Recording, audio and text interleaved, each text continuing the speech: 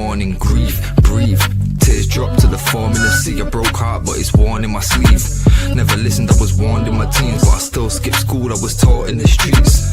Ring back, don't call for police. Stand tall, don't fall for the beast. Got issues with trust, so I'm born to believe. We've been a victim of love and now we're caught in it deep. Breathe. Yes, people, what's happening? What's happening? And welcome back to GavGoesIn. What's happening here? Sorry, guys, my bad. I don't know what's going on there. I don't even know where Fitz is gone. Oh, you still there, bro? Yeah. Yeah. Oh, sorry, man. I didn't even know what happened there. The Guys, team builder disappeared. No? The team builder disappeared, innit? That fucks everything up. Yeah, it's always the way, innit? You know.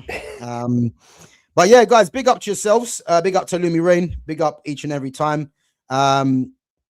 Big up to Chris as well for coming through. And guys, we are back again with our major teams from all over the leagues, you know, and doing the all-time 11s. Now, this one here, yeah, I'm telling you this now, this has probably been arguably one of the most challenging because they have got so many bad boys to put in this team, and we've added in, you know, players that are actually playing now, innit? So, again, you guys are going to need to help us, you know, devise a formation, devise a lineup as well, because I'm pretty sure, yeah, we're going to get some wrong. Because I've tried this about 5 times, yeah, and there's probably, I would say, there's 4 players for me that are undisputed that get into this team, no problem. Yeah. But again, the rest of the players, you could take someone out, put them in, and I'll say now, it's going to be a headache to try and do this. So, as I said, we are moving on to Germany now, Bayern Munich, from 2005 to present day. And again, make sure, guys, you check out all the other ones that we've done, myself and Fitz. So we've done the teams in England, we've done the teams in Spain, we've done the teams in Italy, and now we're going to on to Germany. So we're only going to do the 2 teams in Germany, which is Bayern, we're doing today, and obviously Borussia Dortmund as well. And then we're going to move on to France, and then we're going to go back and do the legendary teams and go from there, man. But other than that, Fitz, man, how you been doing? You good? Yeah, man. Same old same. Can't complain. Okay, cool, man. What about yourself? Have you calmed down, man, from the other night? Nah, I still know you're a City fan, but I've accepted it now. I've accepted it. Like, watch how many Pep players get into this team now. Hey, listen, I'm no City fan for one, yeah, but I'm a football fan first and foremost, innit? But I just thought to myself, listen, let's just give Pep his credit, you know, not to everyone's liking, but listen, it is what it is, man. It is what it is, and we'll move on. But no, I hear it. So some would say you're a bigger man than me because you can actually give flowers to him, innit? I can't. But it is what it is. I'll be honest with you. I'm surprised that you don't even rate Pep. I'm surprised. Nah. Like I say, I do feel like he's a good coach, but like he's never stepped out of a comfort zone for me. Like in the environments he's been in, he's bound to be successful. So I can't put him up with an Ancelotti or a Fergie. But he is a top coach because obviously the football that his teams play, top quality. But again, is that because he's got the best players in the world for every position wherever he goes? Or is that because it... Well, again, that's an argument for another day now, innit? But... I hear it. And listen, bro, you're not alone, man, because Christopher's saying as well, no flowers for him either. I hear it. But I'm just saying, yeah, I just don't think we can just downplay Pep's achievements, man. But if people think that Pep's not in the class of Fergie, listen, opinions, innit? Who am I to disagree with that? But listen, let's get on to it anyway. Guys, Bayern Munich all-time 11, 2005. What formation should we go with? Fitz, what formation are you looking at? I'll tell you what, yeah, I'm gonna go with whatever formation you want to go with. Because I'll tell you now, this team, I just don't know how we're gonna do this team. Too many bad boys in there. Well, I'll be truthful. For me, I've only got one right back and one left back in mind. So if we go 4-2-3-1, then there's already like guaranteed people in the spots. But if we go 3-3-1, like that's gonna. I feel like that could accommodate more bad boys again in it. But like I say, we always go attack heavy on these, so maybe lead that one to the chat. Either 3-3-3-1 or 4-2-3-1. Let me put in the chat. Chat, let us know what formation should we go with Bayern Munich's all-time team. I'm gonna put in the chat now. What formation?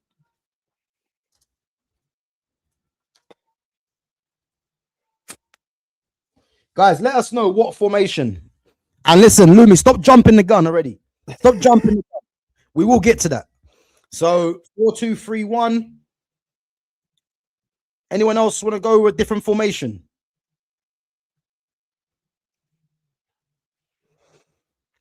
Anyone else want to go with a different formation? Because I'm happy to go with whatever. So Lumi's saying need wingers for my players. Yeah, no. Either way, the three like behind the one, there's two wingers in that this time. It's not going to be 3 10s this time. Nah. Definitely got wingers involved. Guys, let us know what formation should we go with. We've had 4-2-3-1. I'm happy to go with 4-2-3-1. Fitz is on 4-2-3-1 as well. Any other formations, guys? Let us know. If not, we're just going to go with the 4-2-3-1.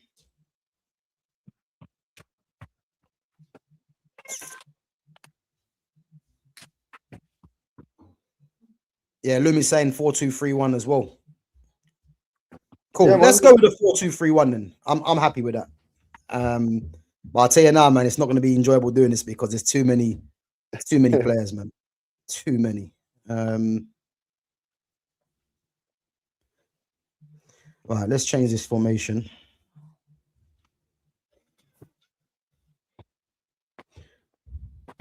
Oh, what's happened there? How was this?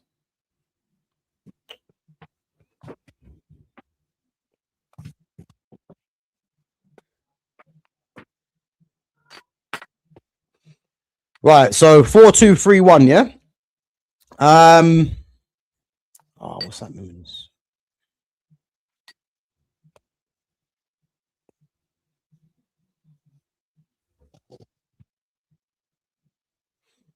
Right, so 4-2-3-1. Right, I mean, you know what? This is actually going to be funny, yeah. But I reckon, yeah, we're actually both going to pick the same keeper. Again, there's only two keepers to work with. Oliver And Kahn. it's not the one Lumi's saying either. Right.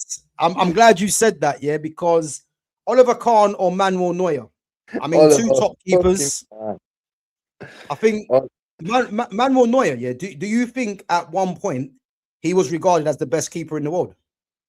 Yeah, probably, yeah. Yeah. But the thing is, though, for me, Oliver Kahn's one of, like, if you used to say best 5 keepers of all time, we've got Buffon, Schmeichel, Van der Sar, and Oliver Kahn all in that conversation without a doubt. I agree. So, yeah, like I say, and again, I think the Oliver Kahn one, yeah, I think that comes down to with whatever age you are in it, because obviously, if you're not from like the 90s era, then you probably won't appreciate just how good of a keeper Oliver Kahn was. You know, I would say in terms of his personality, yeah, he's very similar to Peter Schmeichel. Yeah. In terms of his presence and his personality. Again, who's the better keeper? I think bias would say Peter Schmeichel. But you know, I wouldn't even blame people saying Oliver Kahn because Oliver Kahn was that good, man. You know, and he held keeper for both Bayern Munich and Germany for years. You know, they both won competitions for the country. They both fucking did it top tier, like for the clubs. Like there's a lot of similarities. Again, for me, I think Schmeichel just about edges it because obviously I feel Denmark winning a Euros is slightly more impressive than Germany winning a World Cup. Yeah, more because obviously, you know, Denmark were not expected. Even though they had man like Dennis Romadal in that, you know. Yeah. It weren't just a one-man team, you know what I mean? It wasn't Schmeichel just got them all the way through it, but without Schmeichel, they couldn't have done it. You know what I mean? 100, And yeah. Germany, I do feel like obviously fucking Khan, massive part of that fucking setup, but Mm. it did have a lot of quality throughout that squad. You know what I Mm. mean? So for Yeah. me, probably it's edged towards Schmeichel, but nah, man, fucking Oliver Kahn, without a doubt, one of the top 5 keepers of all time. It's got to be. Yeah. I agree. Khan wasn't as good 2005 onwards. What do you mean he wasn't as good? But What do he you was mean? still Oliver Kahn, and he was still an elite keeper at that point. Yeah, I mean, if we're looking at Khan, because when did Khan play? I mean, he was back in the 90s, obviously, isn't it? Yeah, he was I there mean, in '99. yeah, but the thing is, I know what Lumi's saying, yeah, because are we saying that Neuer was Khan as good as Neuer from 2005? Because obviously Oliver Kahn, where Oliver Kahn was probably at his peak, was in the 90s, isn't it? So Or it's quite early 2000s, in it. or early 2000s, yeah. So I see the argument. But I No, just can't have Oliver Kahn being left out of this team, man. but that again. If that's the argument, okay, a slightly past his prime Oliver Kahn or a prime Neuer. For me, a slightly past his prime Oliver Kahn is still Yeah. better than fucking 98% of keepers in the world. Mm. But I'm picking Kahn. I'm not gonna sway, even though I do rate Neuer highly. So I'm happy to go with Kahn, man. So you're saying Kahn, yeah? I can't go against Kahn. Like he's in my top, like I say, top 5 keepers of all time. He's in there. Yeah. Realistically, top 4. So So Lumi saying Kahn's peak was 94 to 2002.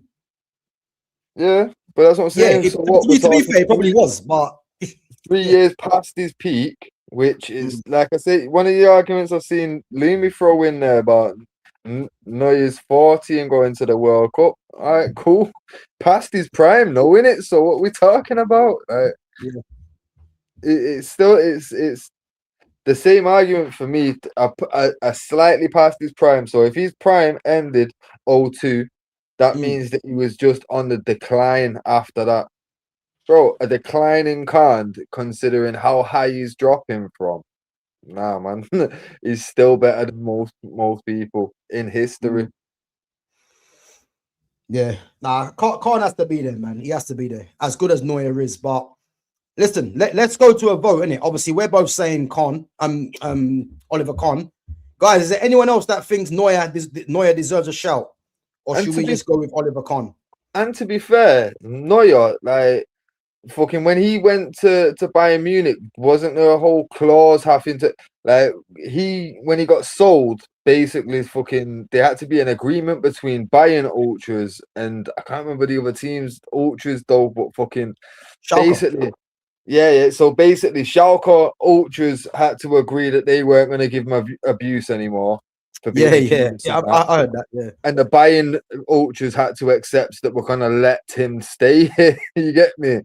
Realistically, my man wasn't loved by anybody, so I don't think there's many Bayern Munich fans that are gonna argue Neuer over Oliver Kahn at this point in time, because Yeah. it's still Oliver Kahn versus a keeper that, even though he was quality, none of them really accepted for it. They probably Yeah. started to accept him over the last 5 years. You know what I Mm. mean? And I feel like a real Bayern Munich fan would probably be saying it's got to be Oliver Kahn. We wouldn't want Neuer. Yeah. And I think Lumi's agreeing to that anyway. So listen, let's just put Oliver Kahn in. But big up to Neuer, because as I said, Neuer was at a time the best keeper in the world. I actually still think he's up there, but he has definitely declined. And I mean, he is getting on a bit, so it's natural anyway, isn't it? Yeah.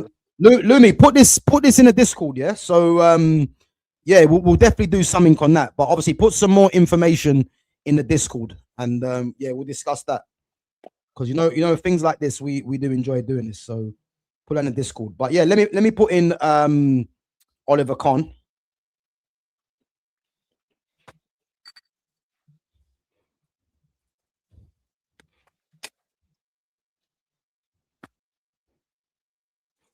Right.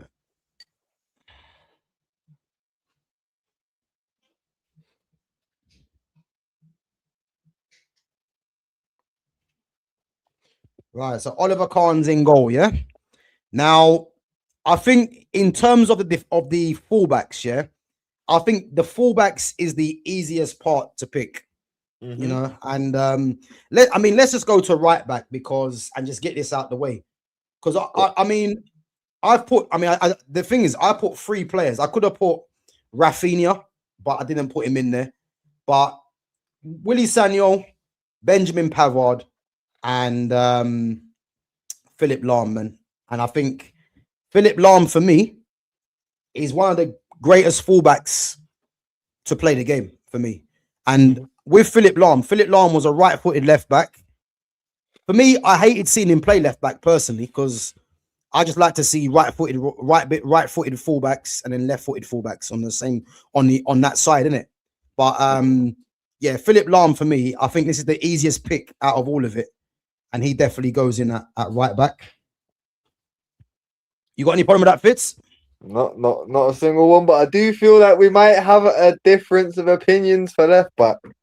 Yeah, but bro, I've already sussed this out already, and this is a part, yeah, where it was obviously it's between 2 players for me, yeah, but notable mentions, yeah, have to go to. Well, for me, it's between 2, yeah, but I reckon you're gonna throw a spanner in the works, yeah. So, notable mention to, if you remember Marcel Janssen, remember him? Yeah. And he was a bad boy. And I'll tell you what, yeah, I used to sign him on Football Manager as my first left back. And I believe I got him from Borussia Mönchengladbach. As a signing from Mönchengladbach before he went to Bayern. And to be fair, he was a very good left back. But if we're being serious, it's between Alphonso Davies, David Alaba, and Vicente Lizarazu. Yeah? And I reckon you're going to go for Lizarazu. Yep, I knew it. Yeah. So again, this is where we're going to have some discourse, yeah, because Lumi's saying Alaba, yeah? And I think Alaba has to be there, but it's like, can we leave out Alphonso Davies? We can for Lizarazu, yeah. What the fuck are we talking about?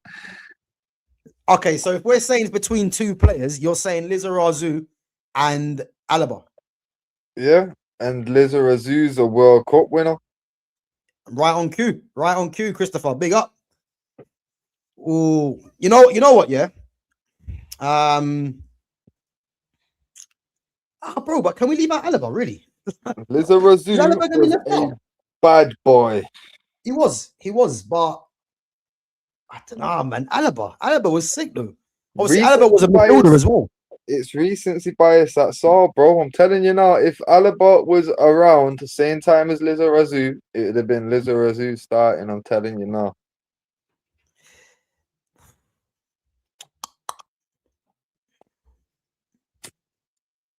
I'm just thinking, man. That French like back 4 of Lizarazu on the left, Thuram on the right, and then you had fucking Desailly and Blanc in the middle. Bro. Dangerous, isn't it? Ridiculous. Dangerous. Then you've got man like LeBeuf and that can step it. Like, bro, it was fucking naughty, man. Like that, nothing comes close to that other than like I say, maybe Italy. You know what? No, bro. Listen, that defense was illegal. Let's be honest. And they had Bartes in goal, innit? I thought Bartes was decent as well. But you know what? The original ball playing defenders, that one, ball playing keeper, sorry. Yeah. Bartes was ridiculous, but he used to get a lot of criticism, especially at United as well. Because he wanted to play a sweeper. He didn't want to use his hands. He's a dick. Yeah, eccentric, isn't it? Bro, you know what? Let's see. Look, Lumi's thrown a spanner in there, yeah, Alaba, and I'm some part of me is siding with Alaba as well. Listen, Lizarazu was good, but I just don't. I mean, if we're not picking Alphonso Davies, he's been ruled out, yeah. I think Alaba has to be in with a shout, man. But It has that's to be what in I'm with a saying. shout. For me, nah. At most, maybe I'd throw him left-sided centre back next to my number one choice for centre back. But Yeah, that's leaving and I know out who a your number name. one is as well. But that's what I'm saying. It's gonna leave out a name that you don't really want leaving out neither. But Yeah. this is the The problem. way this is working out, yeah, is making me laugh because I had a feeling it was going to come down to this. You know what I mean? Mm-mm. Listen, let's just go with the majority in it. So you're saying Lizarazu, yeah? I'm slightly swaying towards Alaba at left back. Lumi's saying Alaba, so that's 2-1. Right, Yeah. but Lumi's saying it on the basis that Alaba was the best left back in the world at one point. But put it like this: if Alaba was around when Roberto Carlos was around, like Lizarazu was, it'd have been second best, like Lizarazu was. You get me? Yeah. Like I hear it. I hear it. you know what I mean? Like Mm. putting him number one left back in the world in a world full of shit left backs doesn't mean shit to me. But number two, right behind Roberto Carlos, that's top tier. That, you know what I mean? Because like you say, Maldini wasn't a natural. He wasn't meant to be a left back. You know what I mean? Mm. So he wasn't. Them times he was playing centre back. So Yeah. realistically, the best left back in the world was Carlos, followed by Lizarazu. If Alaba was about them times, Alaba would be like third or fourth best in the world. All right, do you know what? Lumi made a good point there, though. Yeah? He Go was the on. best left back when Marcelo was good. Was he It's the not a bad best shout. left back when Marcelo was he the best left back when Marcelo To was be about? fair, Marcelo was number one left back for me, but Alaba was up there. And the thing is, though, if you're comparing Alaba and Lizarazu, yeah, what would you say that Lizarazu had above Alaba? I'd say he was He was an actual better defender than Alaba. Mm. My man could track back. Bear in mind the wingers that Lizarazu had to fucking deal with, bro. Yeah. You know what I mean? He was dealing with fucking like fucking the likes of Rivaldo and them. You know what I mean? Like, bro, you've got serious problems when you're dealing with fucking like winning the World Cup '98, fucking winning the Euro in fucking 2000 and that. Like, think of the wingers these times, bro. Lizarazu was handily dealing with shit. You know what I mean? Mm. For me, like Alaba, yeah, he's always been a quality left back, but for me, I'd put more faith in Lizarazu as obviously defensive work first, innit? We've had this before. Defenders, I want you to defend first, innit? If you can Yeah. attack as well and get the balance right, perfect. But fuck that, first things first. Who's the better defender? Mm. Like, No, what would listen. you say Alaba does better than Lizarazu? I think athleticism he's got over him. I think in terms of because obviously he started off as a central midfielder anyway, and then played left midfield for his country. So he's got that the experience, and he's got the the whereabouts to go and play to come in field as an Now, inverted left back, innit? but for Whereas me, Lizarazu was just your fullback. no, but So that for me, mm, it tells you more of a story. Anyway, it's like, look, Roberto Carlos always played mm, left back. Why? Because he was that good in that position. yeah, Utility players, John O'Shea got dashed around fucking everywhere because yeah, but bro, he was a yeah, but solid player, but he just wasn't the quickly though, best yeah, anywhere. yeah, but Huh? just quickly though, yeah. I don't think Alaba was dashed at left back because he was a utility. I just think that he was someone with what he offered and the way the game was going, he could slot into that position, innit? Nah, I don't think he was dashed at left back out of Mm, utility. I'm saying like the fact that my man throughout his career has played in like 4 different positions. yeah. That tells me like, well, fucking Roberto Carlos, his whole career played one position. He didn't lose pace enough to go into the centre because he still did his job sufficiently at fullback.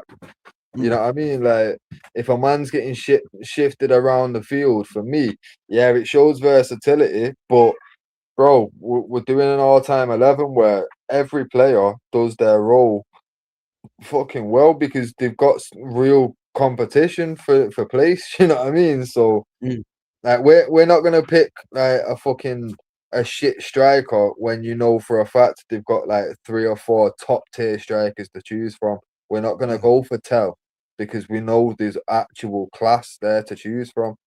You know what I mean? So if we're throwing someone in at left back, it's not because they're gonna need to do extra work because the midfield's gonna be all over the place. Like, look at the fucking centre mids we've got available. Do we need Alaba to step in the middle? Yeah, you know what I mean? Like, we want him to stay where he fucking is, stay at left back. Who's more qualified for this position? Well, listen. Let's go to the chat, innit? Because you're clearly making a case for Lizarazu. Me, I'm still saying Alaba, if I'm honest. Lumi's on Alaba. Guys, is there anyone else that thinks Lizarazu should be the left back in his all-time 11? Is anyone else?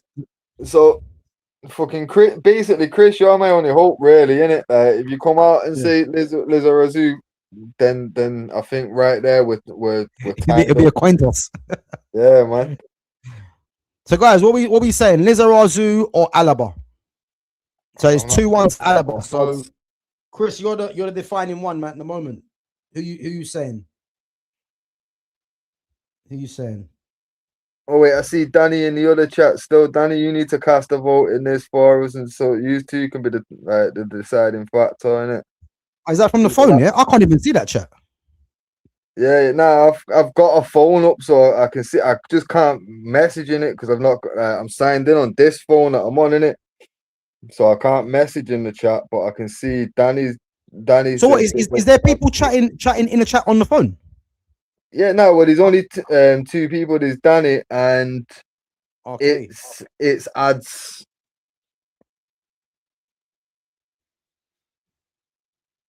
Well, it's quiet in that side still.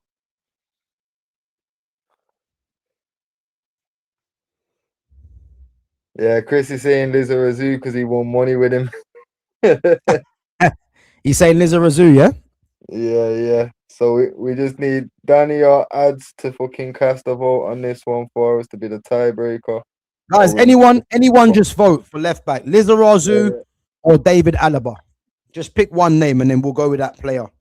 Because as I said, I think for me, I'm going to say Alaba, but Lizarazu does deserve a mention. And I think Lizarazu might be before some people's time as well. So, yeah. That's not a legit reason. Yo, it is. Chris is backing me. I'll back him. It's a legit enough reason. Let's see if Ben White scores the winner against PSG, I guarantee he will have a lifetime contract in Lumi's eyes. Yeah, well, listen. 100%.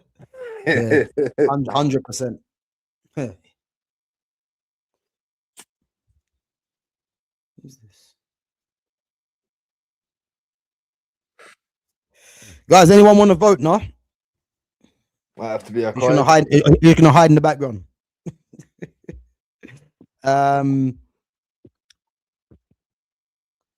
Okay, Alaba. We're gonna go Alaba. He was the tie-breaking vote there. Huh? He was the tie-breaking vote. So he's given his team in here. So he's put Alaba left back. So let's go with Alaba, innit? Oh, Bart, you stitched me up. Bart Simpson, man. Stitched me up, man. Listen, let's put him in there. Let's put him in there. David Alaba makes it in to fits his annoyance. But listen, vote it out, man. I've been there plenty of times. Bro. Now I know, but you've always got that little final sway. Like somehow Mahrez still ended up in the Premier League all time. This is some bullshit, man. Aye. The fact that you lot they didn't put Riyad Mahrez in there, yeah. We need to have words, man. I'm telling you. Because I'm saying now, Mahrez is better than Salah. I don't care what anyone says. Mahrez is better than Salah. Better than Salah all day, but Cristiano was there first. Yeah, but he can play on the left, man, innit? Take Giggsy out. Nah. Premier League all-time 11s must have Giggs and Scholes both involved. I don't care. Deciding votes go to league champions today, Fitz. I hear it, Lumi. I hear it. You know, VAR and that. But don't worry, man. Don't worry. Cool. Listen, we've done that anyway. So let's go on to centre-backs. Now, I think a few. Salah is a better Premier League player than Ronaldo. No way. No way. That can't be. Nah, listen, you've Bart, you've ruined it, man. Salah is a better Premier League player than Ronaldo. So I feel like for that reason there, maybe his vote should get reversed. Yeah, bro, I'm thinking that myself, man. I'm not gonna lie. I'm thinking that myself. Salah's not better than Riyad Mahrez, and he's not better than Ronaldo. No matter what the numbers say. Don't care about numbers. It's that simple, man. But big up yourself anyway. Let's move on to centre-back. Now I think this is probably going to be straightforward, thank God, because I just want to get onto the nitty-gritty, you know. So let's give worthy mentions to Javi Martinez, Deo Upamecano, Dante, Robert Kovac, and Jerome Boateng. But I think we can all agree it should be Lucio and Mats Hummels. Are we not going to give a shout out to man like the late Sula, Breno? Yeah, but bro, I'm talking about how good they were at the time. That's why I didn't put them in there. No, fair play. Yeah, that is the reason. Yeah. No, to be fair, like my centre backs and centre mids, I had deep lists, but I already knew like straight up, like I'd have sacrificed Hummels for Alaba to get Lizarazu in. Okay. Yeah. Like Lucio was always going to be in the team for me. Yeah. But the only thing is, though, Alaba didn't play centre back for Bayern Munich, I don't think. Oh no, he did, didn't he? I think towards the end of his career, he did there. Yeah, and then obviously when Real bought him, they bought him as a centre back. Yeah. Well, they didn't buy him; they got him on a free, didn't they? They got him on a free, yeah. They got him as a centre back, though. Yeah. The Ligt and Nicolas Soule, they haven't done enough to be troubling the favourites, in my opinion, innit? Yeah. Even though Jerome Boateng, you know, was a decent defender for Bayern Munich. Yeah. Obviously, formerly of Man City. Was cold at Bayern. I don't care what nobody says. Brazilian Dante was cold at Bayern. Dante was good, yeah, he was. But Dante, realistically, is only going to go ahead of Mats Hummels. So it's like Hummels or Dante. Daniel Van Buiten. Nah, he ain't getting in there. No, I did say the shout out for a minute. He was one of the few that. Van Buiten, he ain't getting in there. No, but we was giving honourable mentions, innit? Like I said, I'll throw him in that honourable mentions slot there. But like it's pretty clear cut, really. This one, innit? Fucking Lucio and Hummels. So Lucio and Hummels, yeah.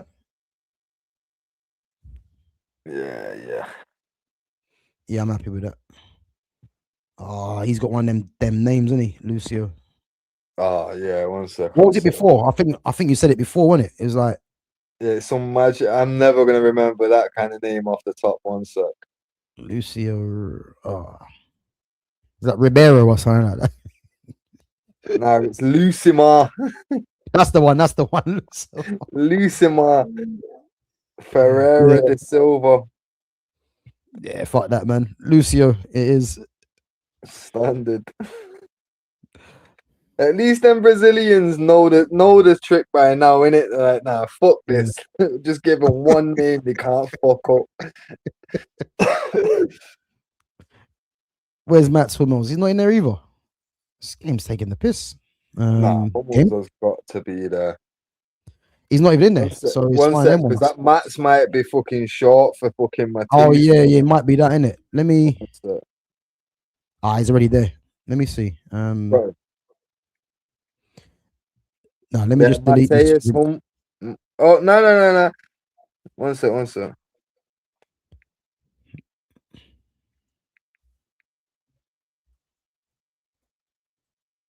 Max Julian Hummels.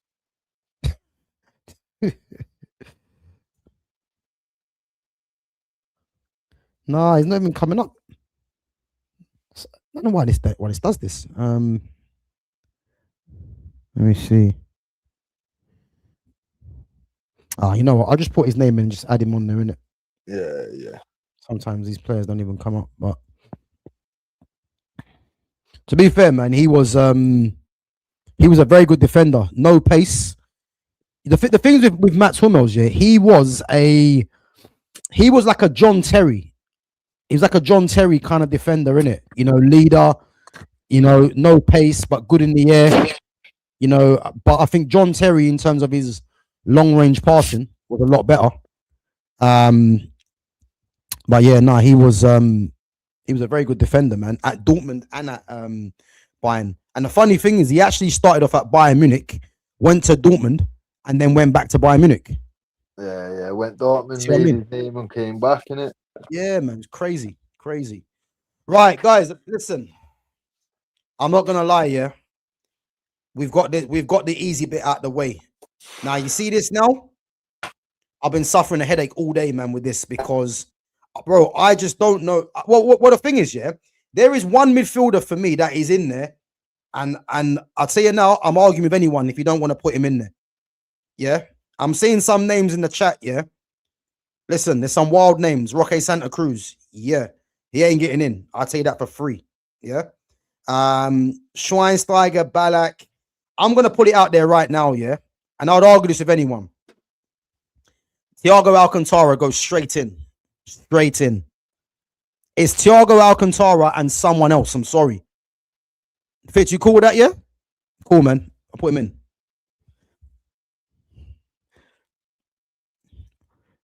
Where is he? Alcantara.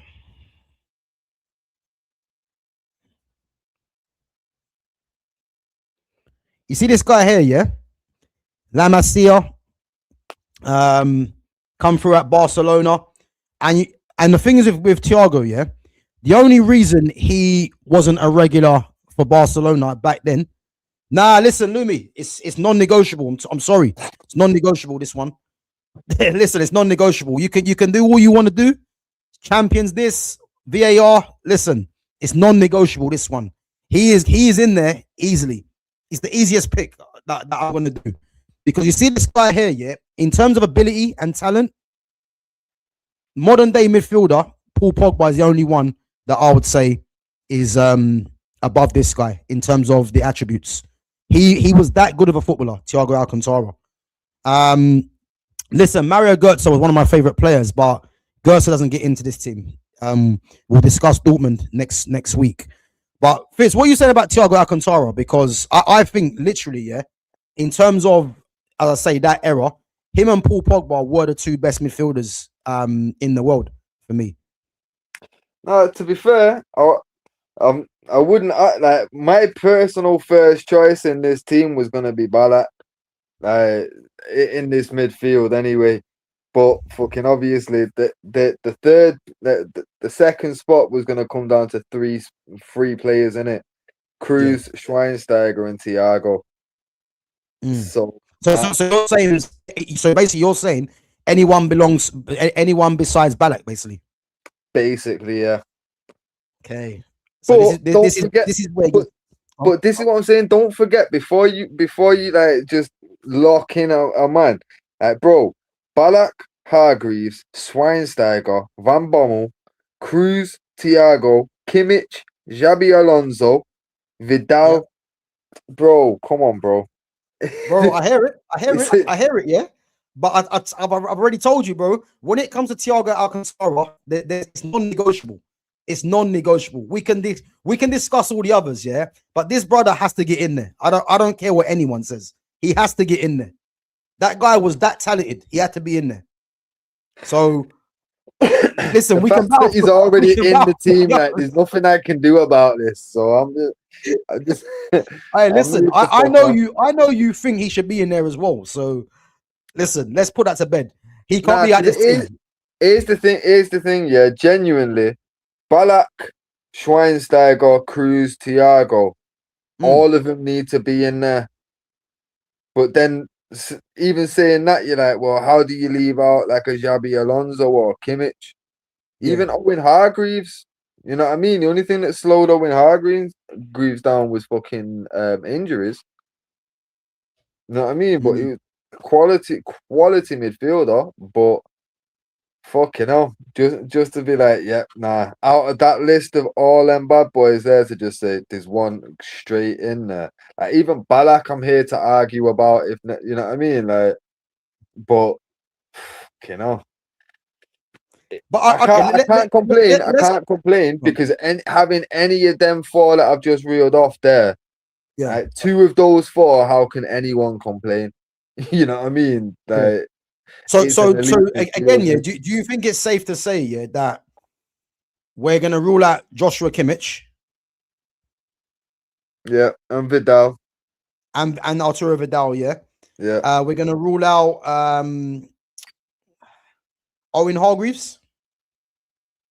Yeah, probably because his injuries. Okay. So are we gonna go with a four? This is where my head was spinning. Yeah. Are we gonna go with a forward 10, or are we gonna try and get 3 midfielders in? This is the problem. I was doing this for 3 me, or 4 times over.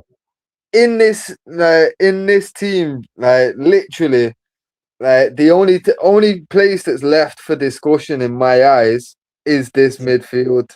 You get me? Like, there's one name in every position left.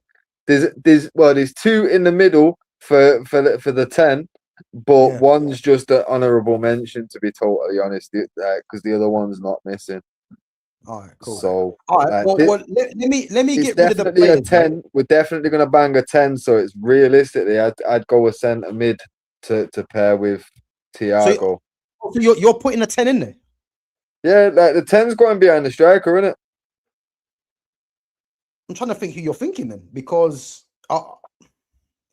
okay, so I might have an idea, but we'll come to it, yeah. But let's just eliminate the players. Oh, okay. Yeah, I don't know, man. Liam is ruining my reveals, man. Bro, you know what? I totally forgot about him. Bro, nah, man, he can't get left out. That's all I'm gonna say. He can't get left out. Again, yeah, but I've got a good one for that one, yeah. But no, I've got 2 good shout outs for it, but all right, well, let's get rid of the players that we're not. I put the midfielders together, yeah, centre midfielders together. So honourable mentions for Jamal Musiala, James Rodriguez. Yeah. So that means we're working with, You were thinking Goetze. No. Goetze's, well, I mean, I'm kind of ruined it now.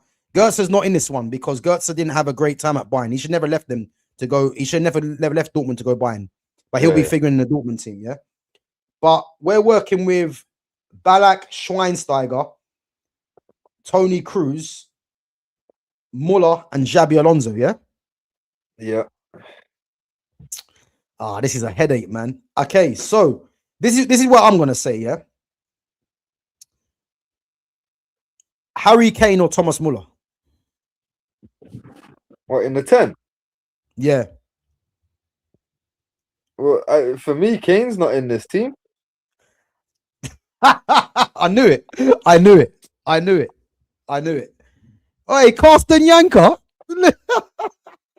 Carsten Janker. He weren't at Bayern, was he? Carsten Janker. Nah, he gets nowhere near this. Carsten Janker. I mean, all I remember is that overhead kick that he hit, that come off the bar. I think what Euros? Was it the Euros against England or something like that? I think he done that. No, Kane was a 10, Lumi. Kane was actually a number 10. Kane could play the 10, but like that's the only place he could fit into this team, is my thinking, though, Lumi, because there's one striker and it's not Kane. Yeah, no, listen, I hear it, yeah. But Kane was actually a number 10 growing up. You know what I mean? Yeah. So he can play. You can tell in his style of play. That's why he can hold up play and like you go. link into the wings so well, and like you can see how he plays, innit? Do you know what? This is a good point. Kane only won one title with them. Can't be Kane. I hear it, yeah, but I don't think we can just ignore what Kane has done since he's gone there. That is my opinion. No, because obviously, since he's gone there, like this season, it looks like he could break fucking Lewandowski's fucking goal scoring record in a season, innit? But no, I think the German league's finished now. Is it? Yeah, I think it's done now. Fair. Yeah. Like I say, I don't watch the Bundesliga like that, but one thing I can say is fucking he come incredibly close to that record if he didn't break it. And obviously, I think he came close in his first season, I believe, which he didn't do. But I'm not sure. I'm not sure if he was close to it this one. But no, he definitely was this one because I've seen him talking about it when he played PSG. Guys, if anyone's got it, if anyone knows, did Kane break Lewandowski's record? I'll have a quick search of it now. So. Yeah. While you're doing that, I'm just going to some of the questions. What do you reckon news about Maguire not getting in England squad, Gav? You know what? I didn't really think Maguire was going to go in the first place because Tuchel has kind of made it obvious, who he prefers. I think his first choice centre back pairing in the World Cup is going to be Mark Guehi and Ezri Konsa. And to be fair, that is a solid centre back pairing. And then I think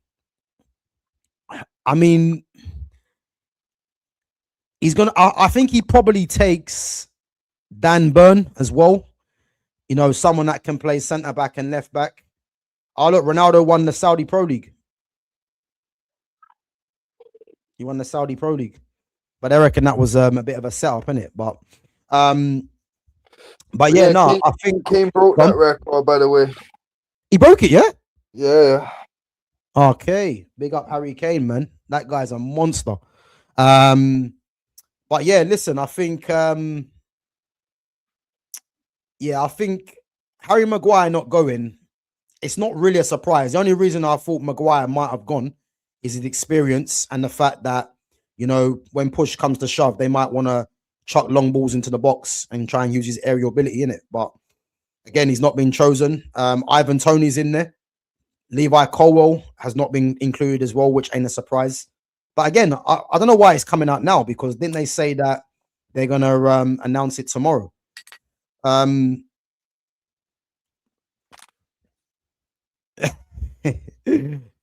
Listen, by all means, Lumi, by all means. I know you ain't going to do that, but by all means. Paolo Futre. Yeah, listen, bad boy, Paolo Futre. This is why, guys. Bruno Fernandes, I don't want to hear his name, man. Rui Costa, Deco, Paolo Futre, proper number 10s out there. All right, let's get back to it anyway. So we're saying no Harry Kane, yeah? Nah. You know who's going there. Yeah. I mean, but to be fair, Harry Kane, like I say, he's only been there a short period of time. Yeah. And obviously, in the time that he's been there, he's broke the record for the most goals scored in a Bundesliga season and the most goals scored in a Bayern Munich season, by full stop in it. So I think he's in actual fact, he got a hat-trick on the final day, actually, yeah. Yeah, he ended it with 58 goals in his season, all in it. That wasn't what, in all comps? All comps, 58 goals. Absolutely bad. But that to me, that's a testament of what I was saying about fucking Pep going from Barca to Bayern. Like, how is that impressive? Like, look what Kane's just gone and done to their league. You know what I mean? In cups and everything, like he just absolutely took the piss out of every fucking club in Germany. Well, I'm pretty sure he scored against everyone as well. I think he did. That's what I'm saying. He took the piss. Nah, he's ridiculous, Harry Kane, man. Ridiculous. As I said, the only thing I've said about Harry Kane, is as good as Harry Kane is, he needs to, for me, if he wants to be regarded as, because for me, I actually think, he's England's best ever striker. I actually do think that. I think he's the best striker they've produced. Getting Paulie was English, innit? What are we doing here, Gav? Come on. Sorry, my bad. Second best. There we go. There we go. Hey, but you know everyone's gonna be saying, innit? Harry Kane's the best English striker, innit? But I think Jeff Hurst. Nah, allow Jeff Hurst, man. Andy Cole, Harry Kane's up there for me, man. But he has to win a Champions League or a World Cup or a Euros, and again, he's yet to do that, man, for all of his numbers. So this is why numbers really not really that they don't really mean nothing if you're not really winning the big trophies. You know, I mean, it's good for him, but you know, are you not Bayern Munich fans? No, we're not Bayern Munich fans. But what we're doing is every Thursday, 8 p.m. We're doing the all-time 11s from the major clubs around Europe. So we've done in England, we've done Chelsea, we've done Man United, Man City, Liverpool, Arsenal, Tottenham, and then we've done in Spain, Barca, Real Madrid, Atletico Madrid. Italy, we've done AC Milan, Inter Milan, Juventus, Roma, and then now we're obviously doing Bayern Munich, and then next week will be Borussia Dortmund, and then we move on to France. So we're doing the major clubs, all-time 11s from certain periods. So yeah, man. And now we're obviously doing the Bayern Munich one, but yeah, big up to Lumi as well. Big up Lumi. All right, bro. Let's get to this, man. How we gonna get? Who we gonna say for this midfield? Right. So left on my list, there's Xabi Alonso, Tony Cruz, Schweinsteiger, Ballack, and Van Bommel.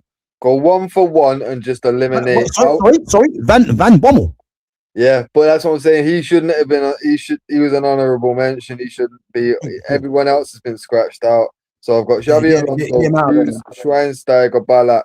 So you eliminate someone, then I'll eliminate someone, and then we've got 2 left. All right. So Cruz, Ballack, Xabi Alonso, or Schweinsteiger.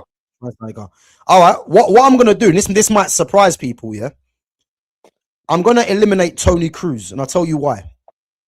Because if you actually remember, Tony Cruz actually was a number 10. Yeah, he actually was a number 10, and then he slightly dropped back. I can't remember if he dropped back at Bayern or if he dropped back when he went to Real Madrid. Yeah. So I want to say that Tony Cruz's best time was at Real Madrid. So that's the reason why I'm gonna say no to Tony Cruz. Okay. Well, to be fair, for similar reasoning, then I'm gonna get rid of Xabi Alonso because I don't think Xabi Alonso was or had his best period at Bayern Munich. I think his best. Where do you think Xabi Alonso's best period was? I think Liverpool, he looked fucking an outstanding player, and then when he went to Real Madrid, that was where he looked his best for me. But now, well, to be fair, maybe you'd even say he looked his actual best at Liverpool. Yeah. But yeah, like I say, for me, Bayern Munich, it's definitely not Bayern Munich anyway. For me, it's either Liverpool or fucking Real in it. So similar reason, I'll get rid of him. So we've got Schweinsteiger and Ballack.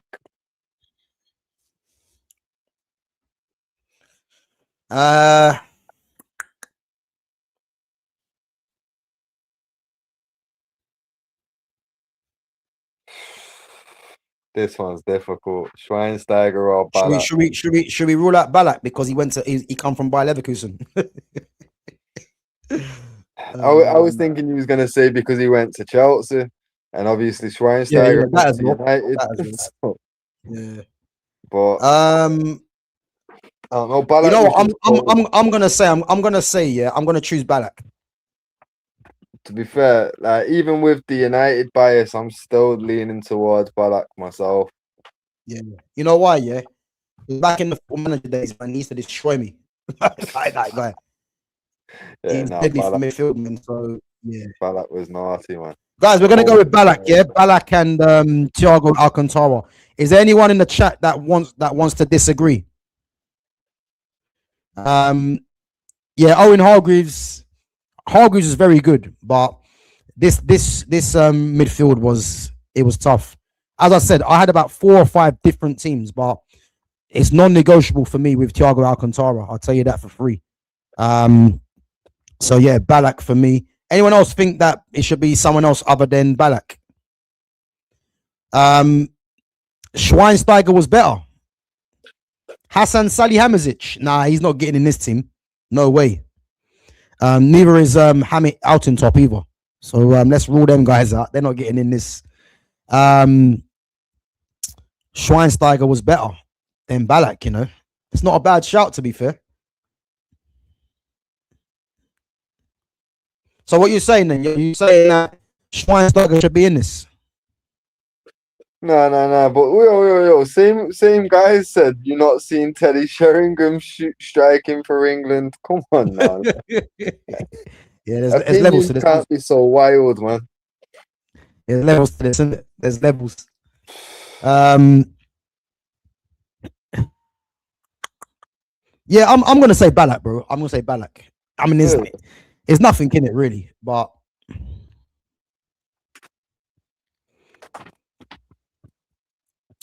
yeah, let's just go with Ballack. Let's go with Ballack. I'm happy with that.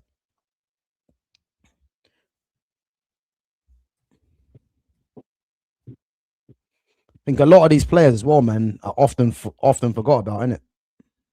Trust me. To be fair, these going through the other day to get this list together, I didn't realize that. Obviously, they've always had strong teams, but how many absolute top tier midfielders and defenders these men have had is ridiculous. Yeah, man, I'm telling you. Even some of the guys, there was guys that I didn't even include in the list, but these guys were actually good defenders when you think about it. Like a guy called Thomas Linker. Yeah, he was decent, but again, there's levels to this. You know what I mean? Yeah.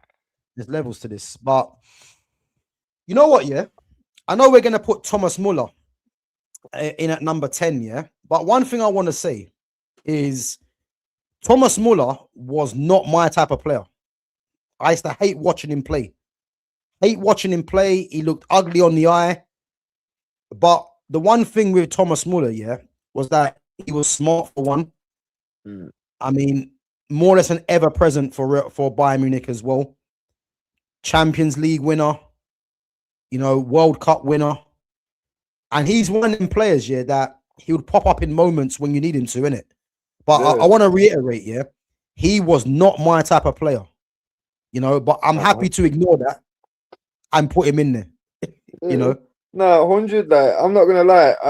It's not like he was, I don't think he was that kind of player. He wasn't that kind of guy where he made you want to watch the game because what he might do.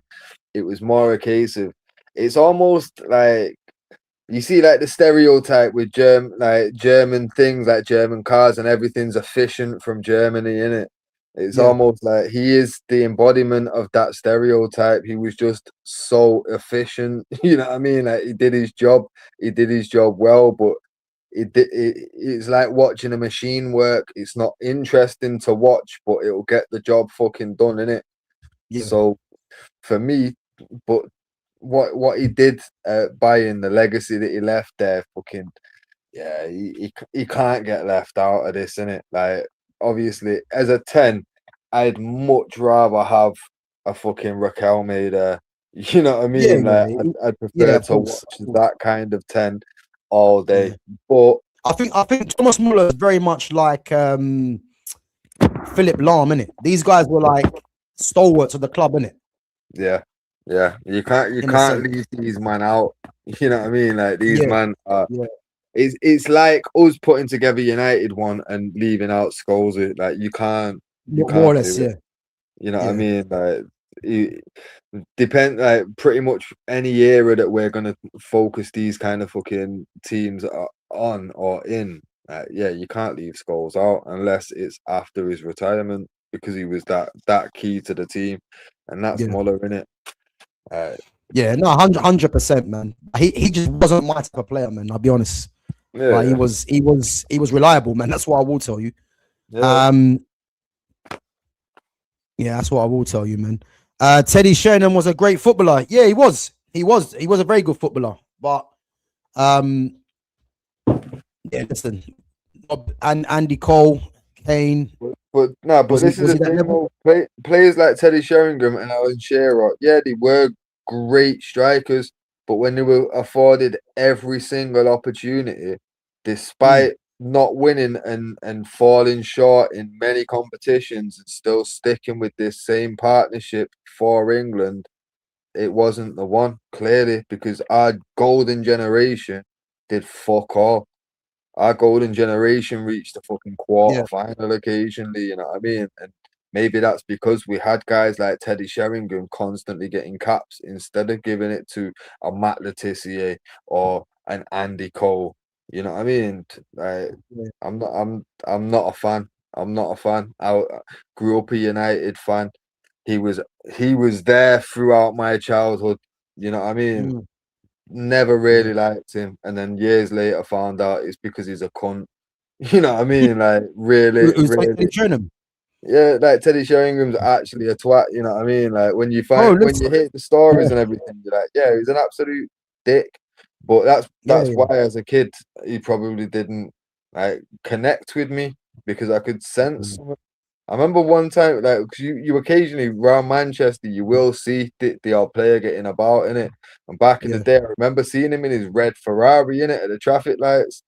Mm, My mum wouldn't even look over. Like me and my brother are in the back seat shouting, banging the window. This prick's not even looking in our direction. You know what I mean? So like, little mm, things like that.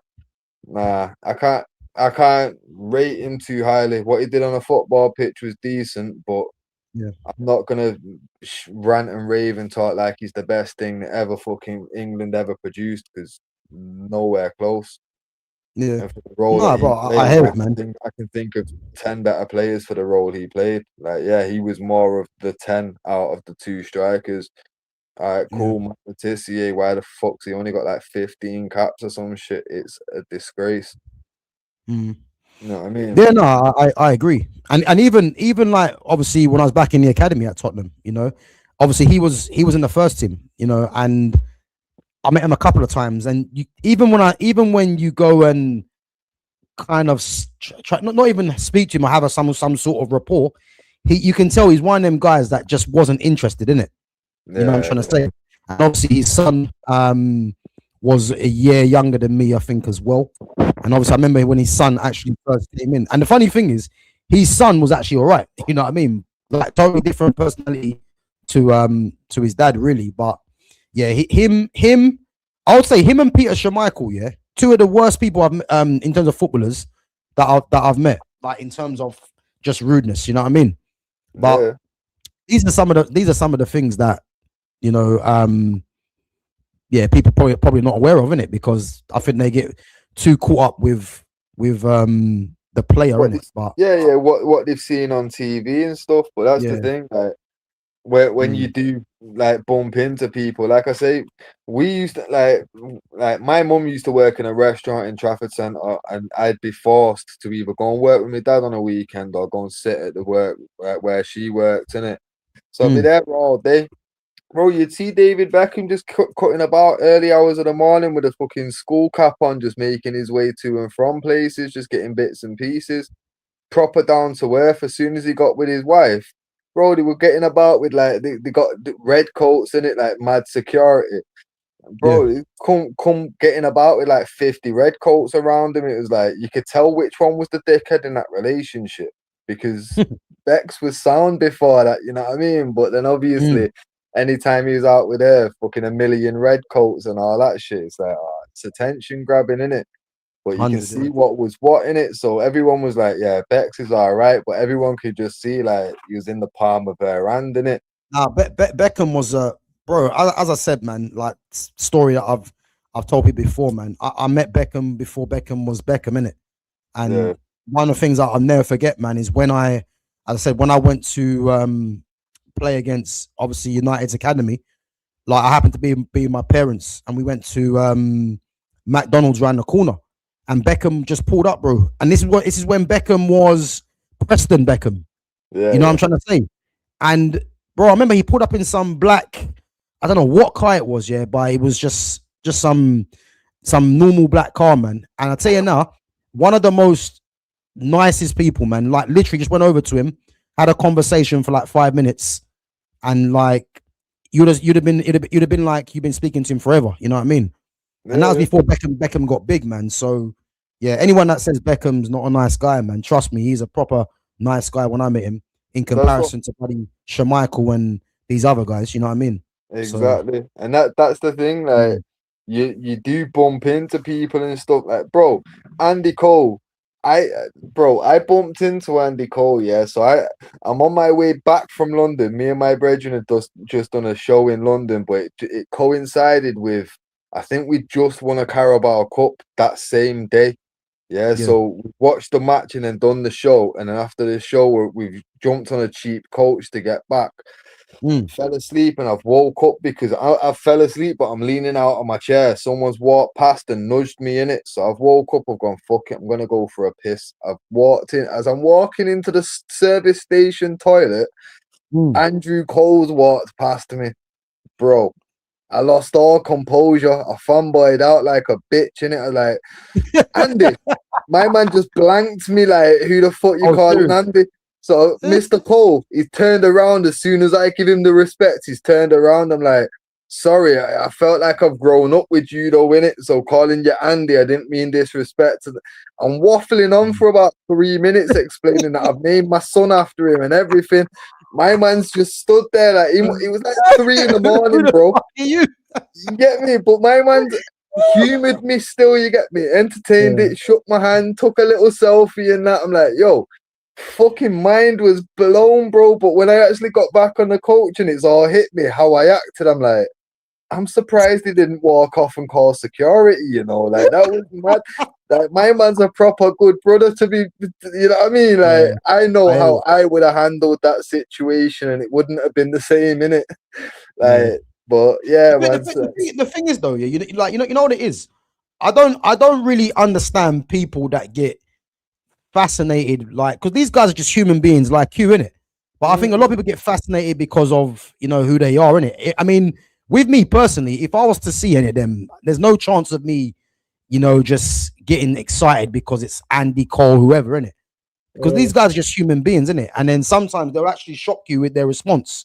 You know what I'm trying to say? So, because that's the thing, my man, like, I'd have still loved Andy Cole the same way I do now if he'd have been like an absolute knobhead with me, because he was still my idol.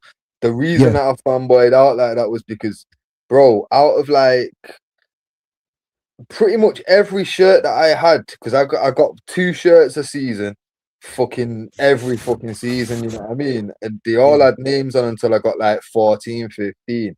So he must have been on about 6, 7 shirts of mine consistently.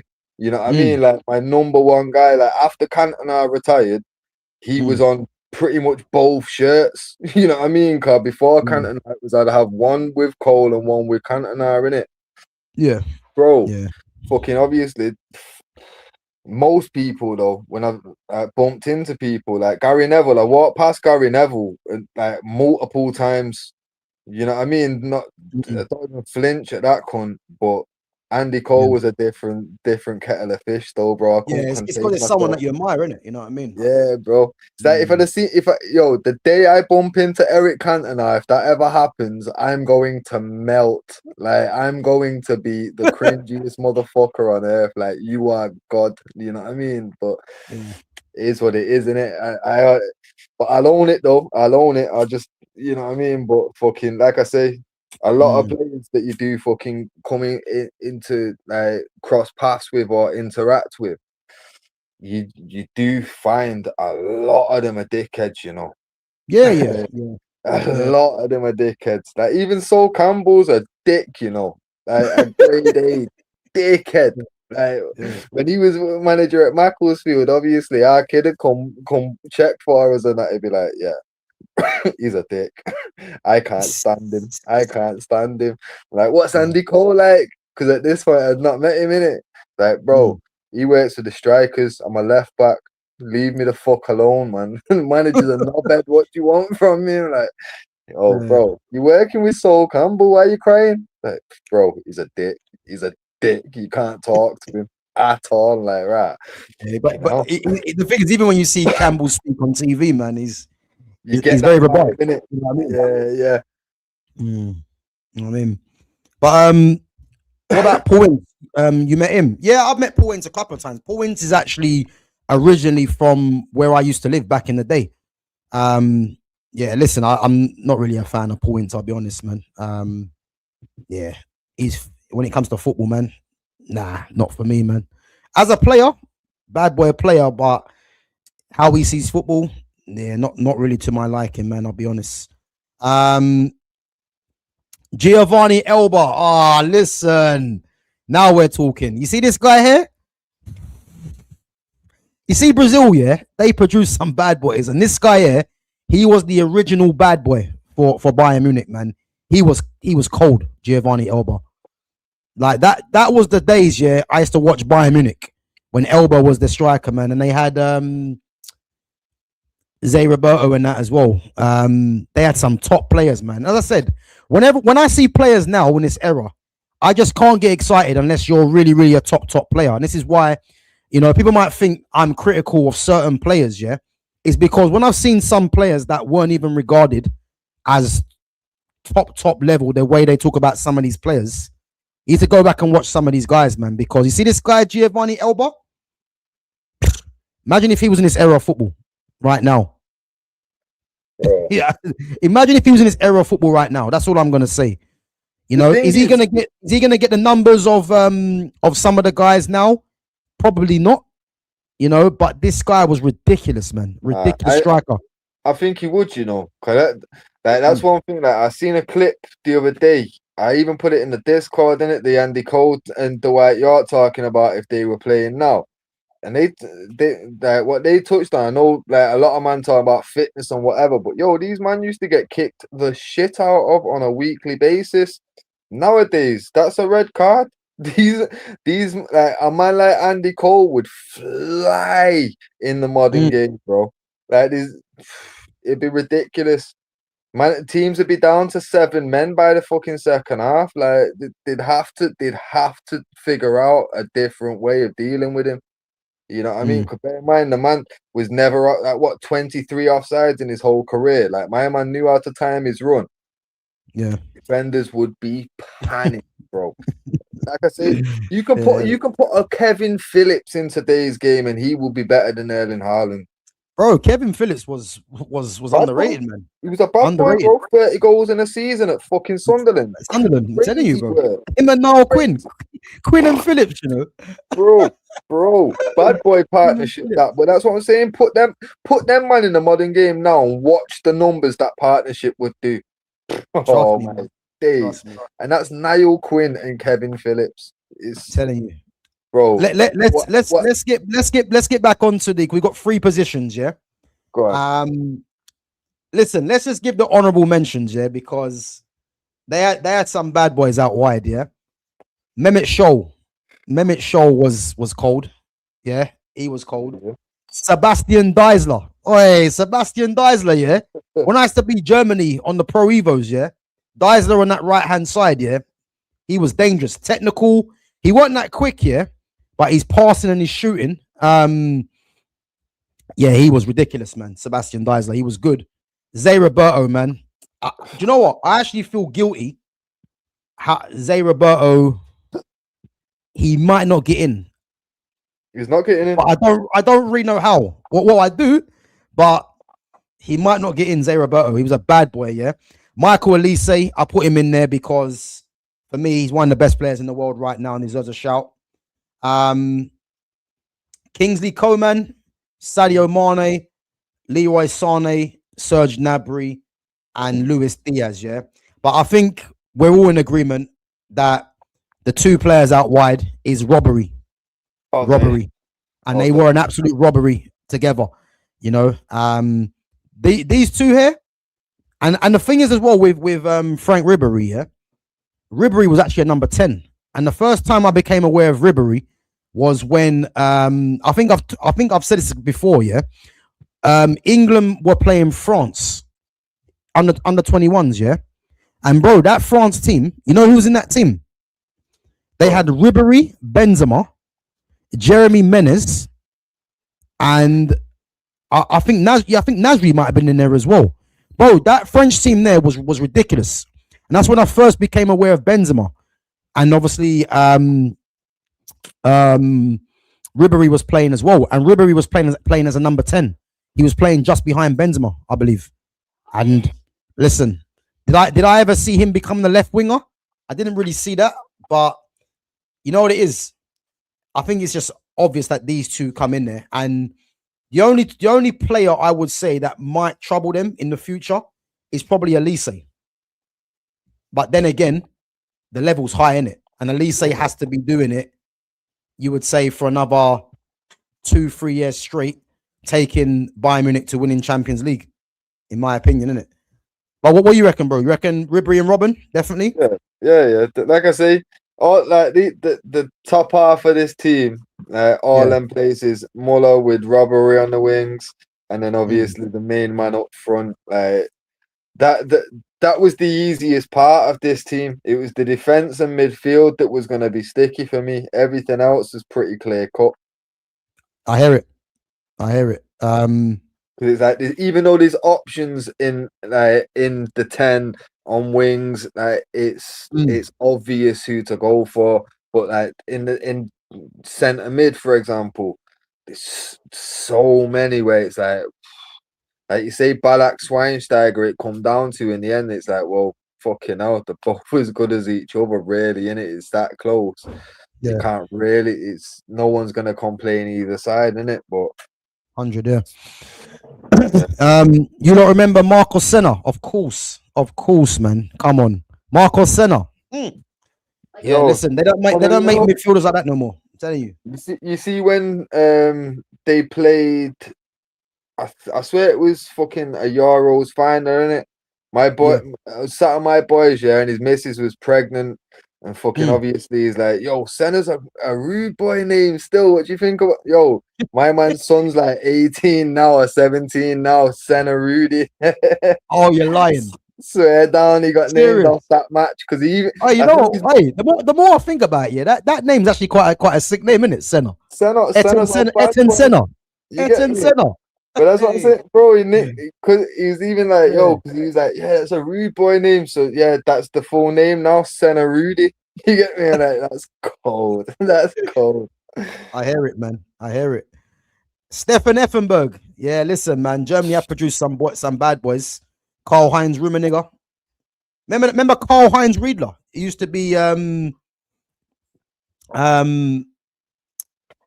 used to be at Liverpool.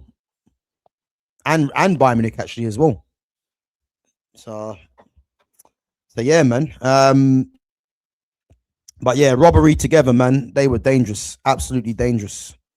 You know. And then obviously we got the one position left.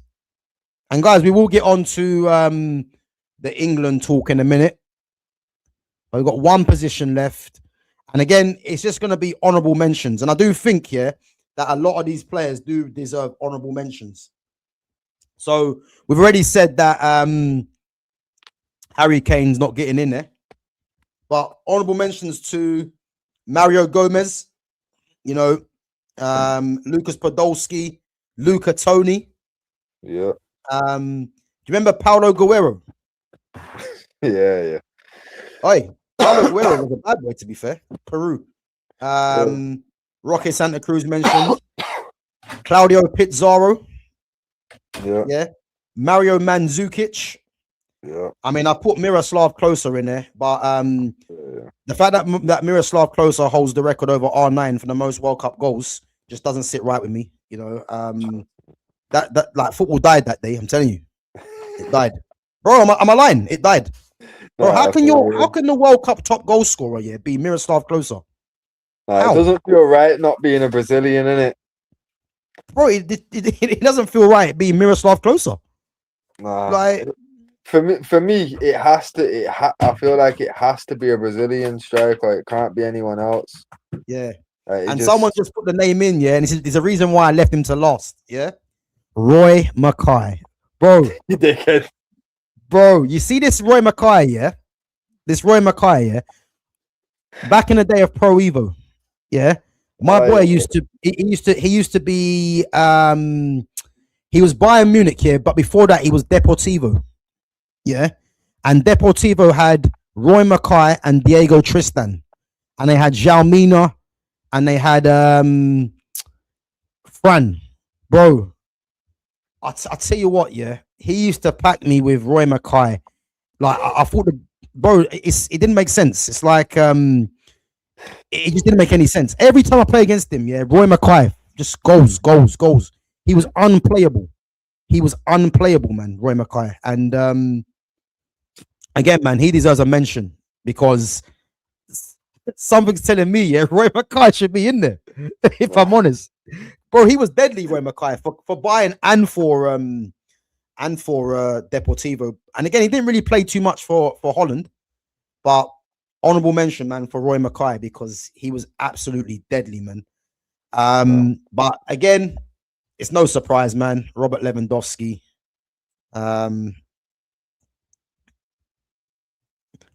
But bro, why would you say Lewandowski ahead of Kane? Just for argument's sake. Well, if we're just taking them player for player, there's not actually much in it. But obviously, Lewandowski for how long he was there, everything that he did, he was like a step away from what Muller and Lahm are to Bayern Munich. You know what I mean? He was that close to being that for them. But yeah, I agree. Obviously, yeah, there's not actually much in it. Like I say, if you take it player for player, though, because Harry Kane is a top striker, but he's not been there long enough. He's not. In the short time that he's been there, the fact that we can even have this conversation tells you how good Harry Kane is. The fact that in 2 seasons, man's gone there, he's won everything. It's fucking obviously apart from a Champions League. Fucking he's broke 2 of the biggest records at Bayern Munich. Yeah. What more can you ask for in 2 years? You know what I mean? But yeah. The one thing I would say though, yeah, and it's not taking nothing away from Harry Kane. Do you think he's doing it up against easier defenders? Well, I was going to say much easier, but not much easier because Lewandowski's not that far removed from him. But he's 38. I feel like if you're looking at the time that Lewandowski was at Bayern, Bayern's rival was obviously Dortmund, didn't it? And I feel like Dortmund had a better squad then than they do now. And realistically, the only other squad they've had to fucking compete with is Leverkusen, who totally fell off this year anyway, innit?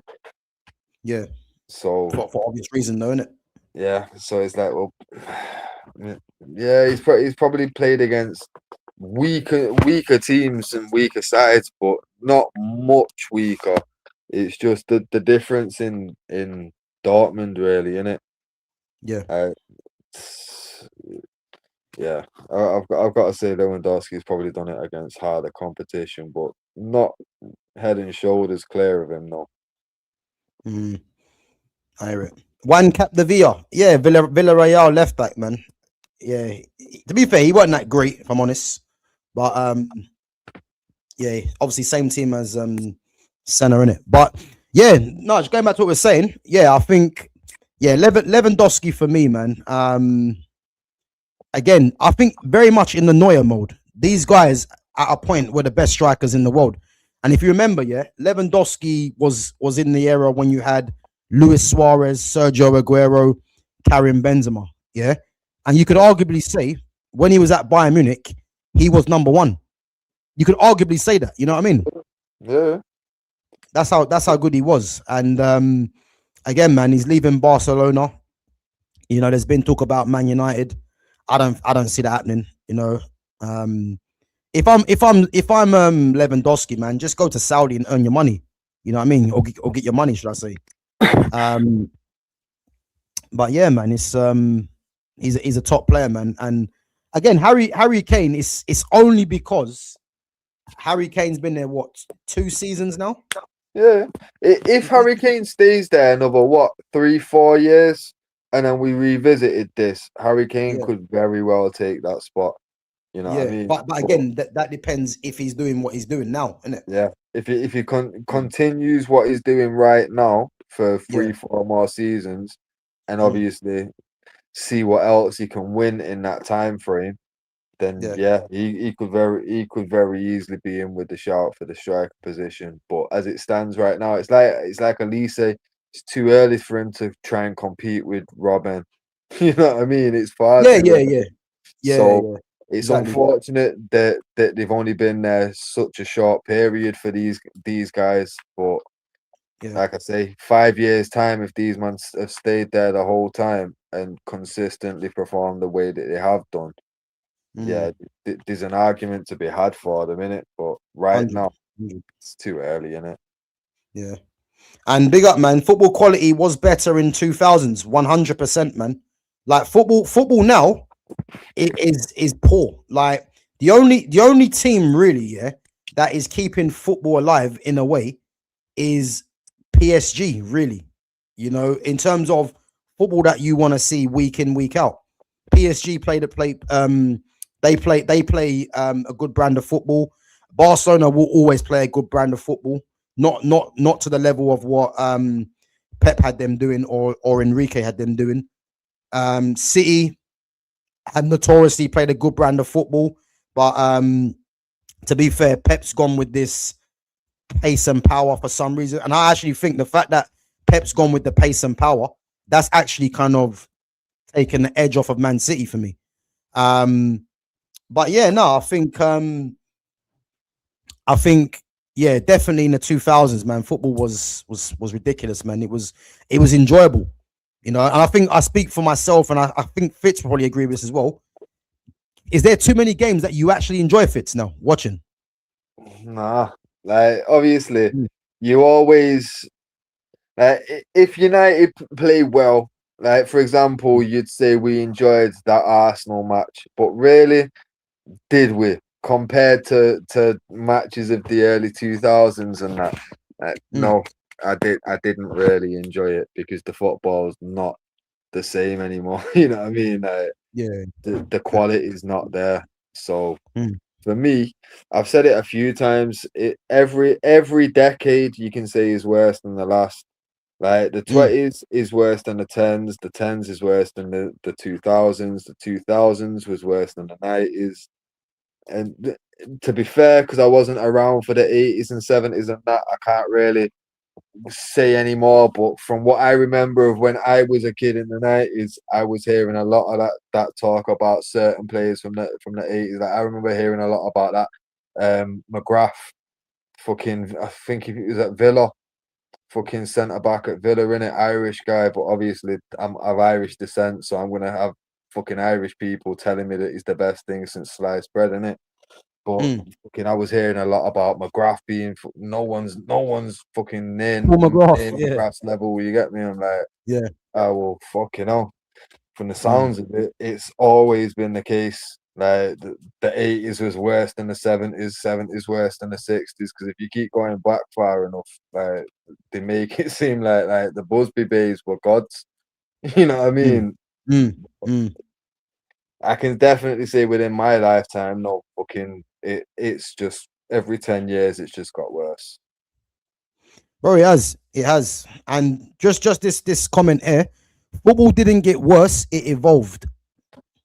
Yeah, but again, to say it's evolved, I mean, with the technology that's in football, you should think that it should evolve, isn't it? But if it's evolved, it would be more entertaining. It would be more edgy your seat stuff. Nowadays, there's less of that. There's even less moments that get you out of your seat. You know what I mean? Like back in the day, fucking you'd be on your feet for a large percentage of the football match. You know what I mean? Nowadays, there's not much really that excites. Like even down to the fact of like, look at the other fucking a couple of weeks back when Cherky did the kick ups. Yeah. Yeah. For me, I loved seeing that. I know a lot of Arsenal fans at the time weren't enjoying that shit. But at the same time, I think everyone can appreciate the fact that when the commentators start talking about how it's a disgrace, it shouldn't be like that, shouldn't be happening. What the fuck are you talking about? Are we forgetting that fucking like, bruh, when we signed when we signed Nani, yeah, you know what I was getting told? Everyone around Manchester was getting told this one thing about Nani. He's got one trick that he gets the ball up onto his head like a seal and runs down the wing. Still dribble. That dribble actually came from a player called remember Curson? Curson? No, Curlon. If you bro, listen, back in the day, if you back in the day, Curlon done the still dribble, another Brazilian. Okay, I'll have to check it out still. Trust me, you know, bro. You know, Curlon was the one that done that, the still dribble. I'm telling you. But this is the thing. When we're hearing about like, we're signing him and this is what he does, and like, bro, we were hearing about signing players off tricks. You know what I mean? Off things that they did that were considered like flair things.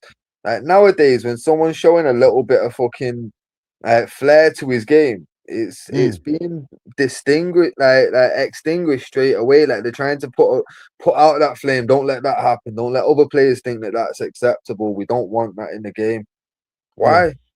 That's taking all the fun out of it. Like imagine in the fucking late 90s if commentators were doing that whilst Ronaldinho was trying to do his shit. Would we have got like fucking Eden Hazards and robbery and Ribery? Bro, it's not that, you know what I mean? Like the game was evolving off, like you could see like there was like the evolution of wingers, and then it just hit a point, and then it was like the game changed that much where they took all the creativity out of the wings. Now everyone knows, right? If you're left footed, you're gonna go on the right hand side, and all you're gonna do is cut in every fucking time. You know what I mean? Like when you was having to stick to the wing, you actually had to beat your man. Yeah. You know what I mean? Nowadays, you just got a wrong foot him. Just wait until he puts his weight on the wrong foot and then cut in. But again, this is why as well. If you look at the fact that the game's gone to inverted players, and like don't get me wrong, yeah, I prefer players that play inverted because it gives like a different option where you can come in field link with the front man. And if you've got the overlapping fullback, it just gives another option. But if you look at the way they've gone to inverting is done really so you don't have to always beat your man on the outside, isn't it? Yeah. Whereas back in the day, it was more like 1v1.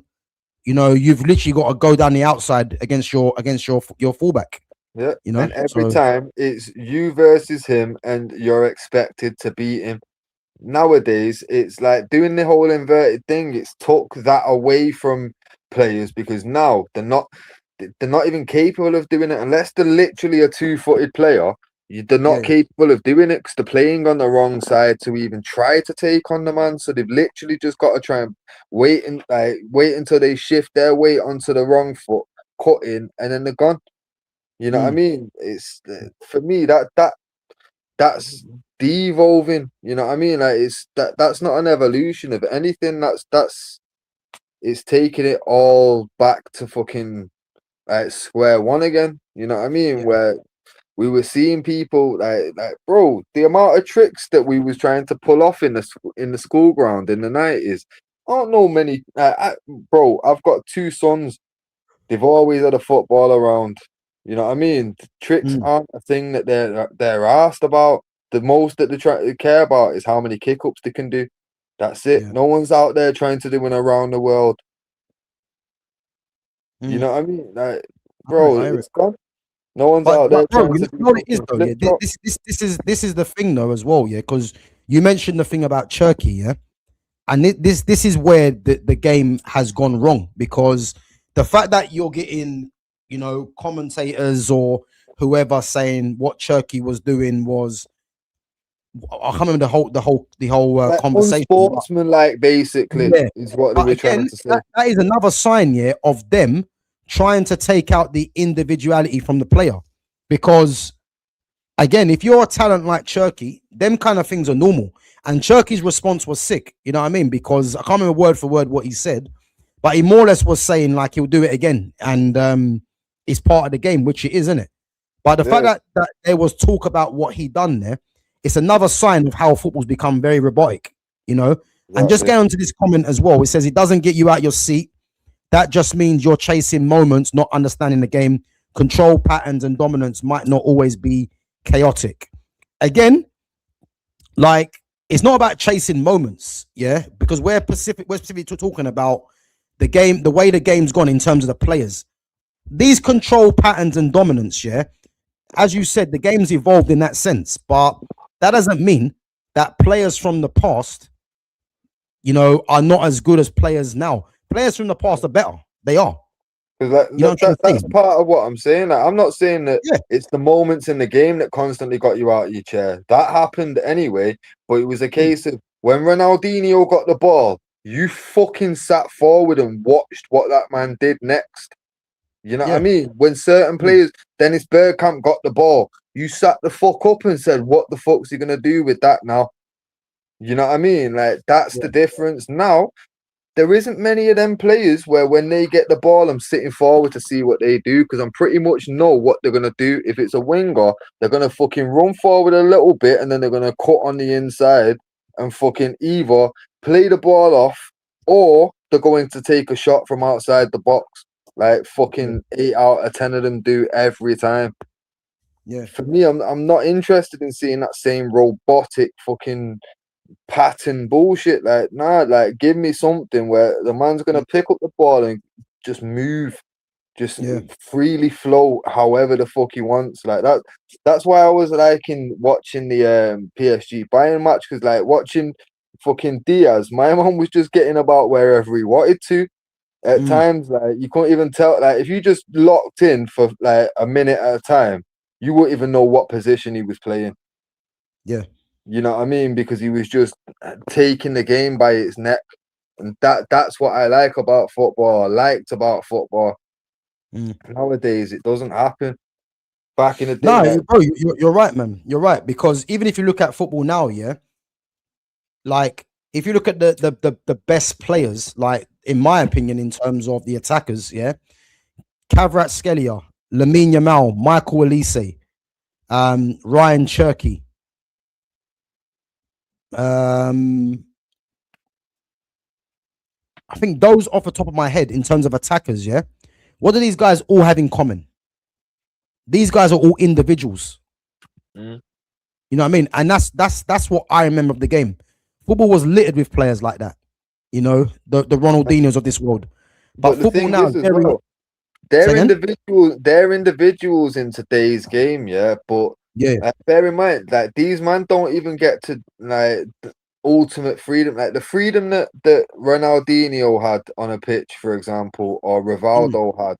These men literally could do what they want. Like Kavrat and that, like he's a lot more of a flair player and whatever than a lot of others. But at the same time, like he's very restricted by the way that the game is played and coached and what's expected of him. Like, you know what I mean? Like he can't. But Fitz, if you look at the fact that they've got Luis Enrique as the manager, this is what I'm trying to say. Luis Enrique gives them the freedom, because the fact that he's playing with that fluid front three, it allows Kvaratskhelia, Dembele to be that individual. Even Desiree Doué as well, another one. You know what I'm trying to say? Whereas if you're playing under certain managers, they're just going to coach that kind of way out of you, innit? And this is the problem. So whereas back in the day, Barcelona, they gave Ronaldinho the freedom. They gave Messi the freedom, Neymar the freedom. A lot of players now, unless you're under certain managers, certain coaches, you won't get that. And that's why I've mentioned, if you look at all of the top attackers in the world right now, they all have a certain amount of freedom. The only one I would say that doesn't really have that sort of freedom, like Elise, Yamal,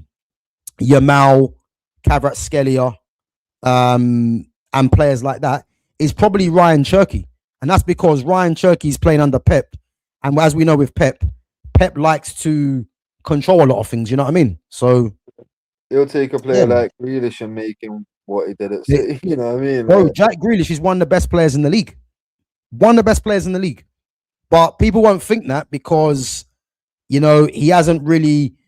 He's not really probably getting a lot of goals and stuff like that. But when Man City won that treble, he was instrumental because a lot of what Jack Grealish does, yeah, like people, it can't be replicated because people just see numbers, innit? And Grealish wasn't a numbers guy, but just watch the way that he used to draw so many players towards him.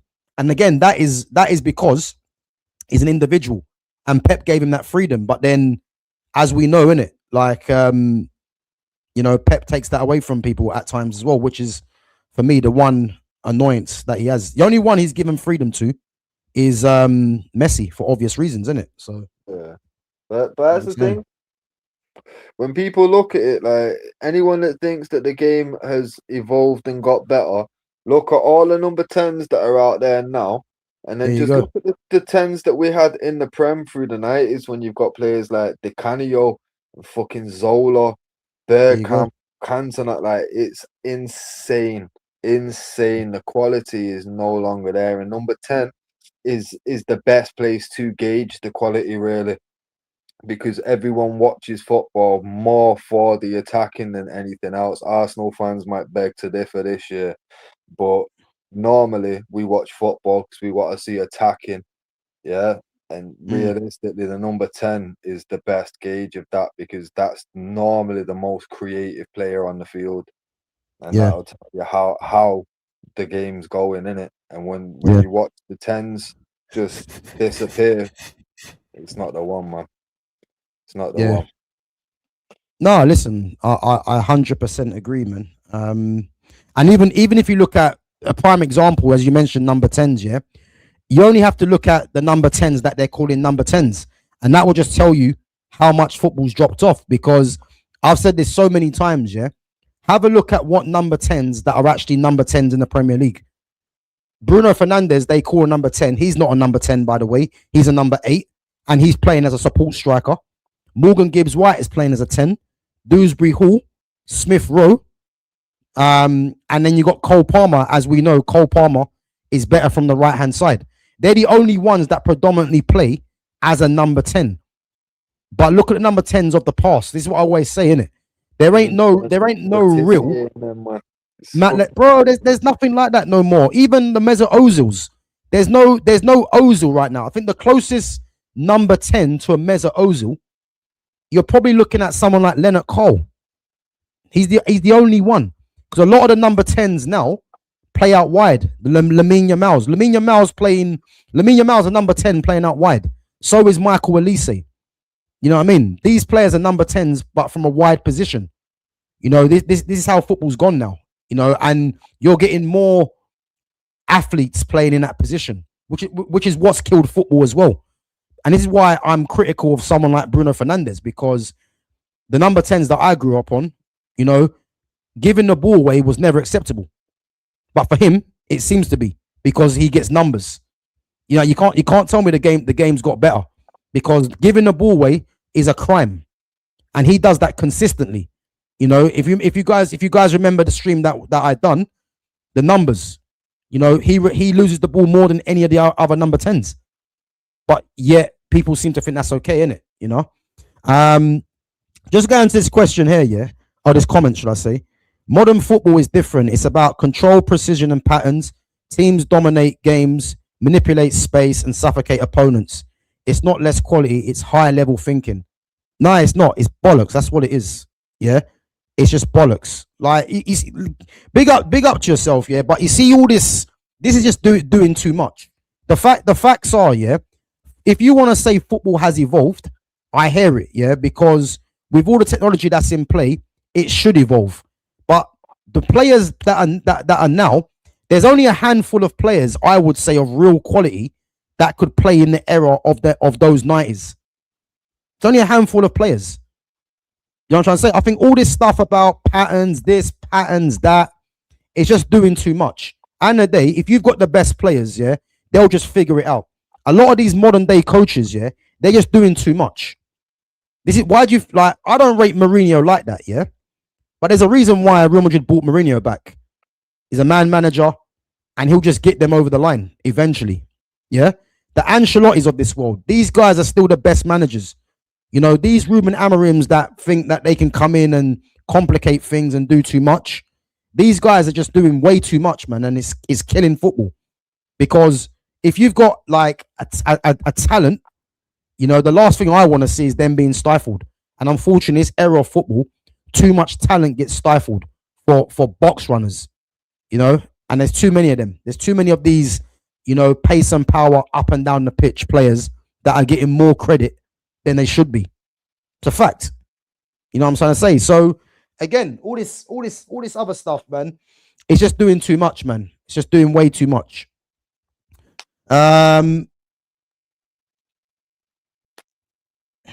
What's this? So no more number 10s. That's not true. They didn't disappear. They evolved. The classic free roaming 10 who just waits for the ball doesn't fit today's game anymore. Modern football, and that's why I'm glad you said that. Yeah, but that's why football today is shit. That is the reason. Because the fact that you're saying that that this isn't true, the number 10s from the past, yeah, there's no one that can tell me that number 10s now are better than number 10s from the past. Impossible. And I would argue, yeah, there ain't even number 10s in world football, because if you look at all of the top teams around the world, none of them play with number 10 really. Barca don't play with a 10. PSG don't play with a 10.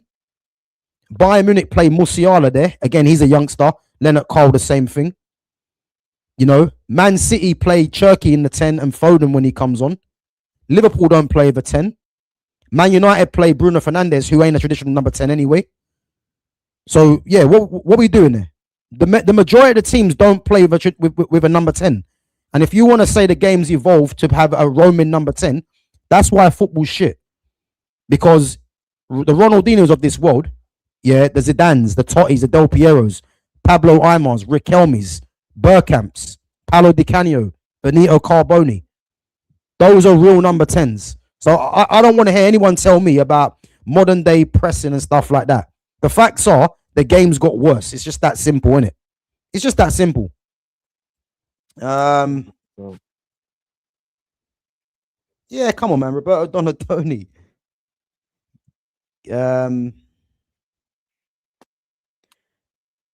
Paul Gascoigne, number 10.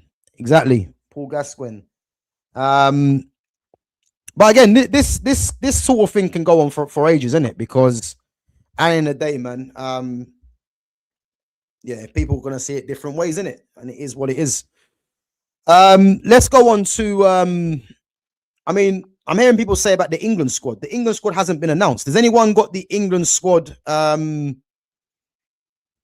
Has anyone got the England squad? Because I'm pretty sure it's announced tomorrow, but I think some of you think that some players have been definitely left out. The only ones I can see that have been left out is Harry Maguire and Levi Colwill. And then Ivan Toney is included. So yeah, but someone said that, I think Lumi said that Cole Palmer's been left out. Again, I've not seen that anywhere. I've not seen any of this England talk. I'm just searching it now just to see. Yeah, it's on. I'm on Sky Sports now, bro. So yeah, so Harry Maguire's bit is not included. Levi Colwill, again, he was never going to be included. And Ivan Toney is in there, but they're just saying it's Sky Sports News expects or some stuff like that. Yeah, guys. Yeah, big up to Arsenal 8517, man. Yeah, if you've got the, I'm not sure where everyone's getting this from, but. So Phil Foden's in there. Where is this list? I've not seen this list. Let's see if someone puts it in the chat anyway. And guys, make sure you're smashing the like button, guys, and make sure you're subbing to the channel if you're new in here. And yeah, make sure you follow Fitz as well on his Instagram, which is in the description. His Instagram. Oh wait, Dominic Calvert-Lewin's been left out. So we're getting it now. Gibbs what? Nah, Lewis Hall's not out of there. You're lying. No way is Lewis Hall out of there. No way is Lewis Hall out of there. From what I'm seeing here, defenders Reece James, Livramento, Konza, Stones, Dan Burn, Jarrell Kwanzaa, Gay, O'Reilly, and Lewis Skelly. Midfielders Rice, Wait. He's taken Lewis Skelly. That's what this is saying here. Saying from 22 minutes ago. Bro, let me understand this, yeah? Let me understand this. And before any Arsenal fans start trying to get onto me, yeah? Let me understand this, yeah? Lewis Skelly wasn't included in any of the squads, the last couple of squads, yeah? Lewis Hall is one of the best left backs in the league. And all of a sudden, Lewis Skelly gets a couple of games for Arsenal and he's now in the squad. How?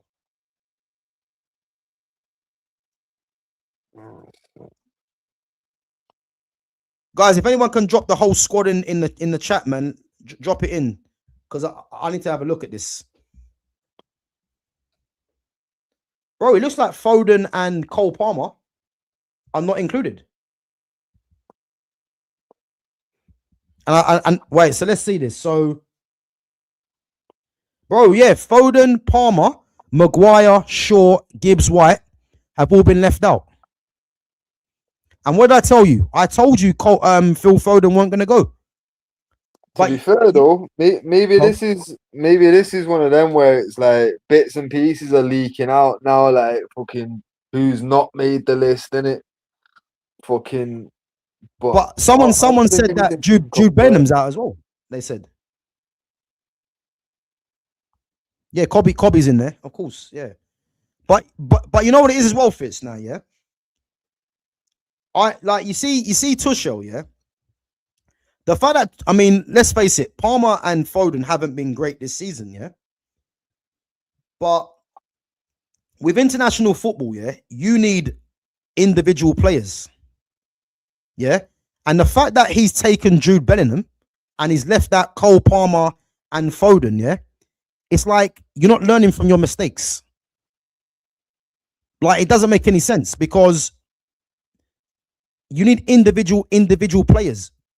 Jude Bellingham, bro, I'm not seeing Wharton here, Newbie, you know. Bro, I've got to see this squad, man. This squad looks odd because the midfield that I'm seeing here is Rice, Anderson, Mainu, Henderson, fucking Rodgers, Eze, and Bellingham. Yeah, that they ain't doing nothing. They're not gonna do nothing. I'm not seeing. I promise you now. Yeah. And for attackers, I'm seeing Saka, Madueke, Rashford. Yeah, Wharton's out. Yeah, to show done out here. He's done out here. They're not winning nothing, bro. Watkins, Tony, and Kane. Watkins is there as well, bro. They're done out here. They're not winning. Do you know what? They were never going to win the World Cup anyway. Yeah, and you see what he's done there. He has just gone for. Yeah. What the problem is with English football right now and football in a lot of football in general. Yeah, he's just gone for pace and power. That's all he's gone for. Like, Adam Wharton's a controller. Yeah. International football, you need controllers in the midfield. And he's just gone for pace, really. Pace and power in there.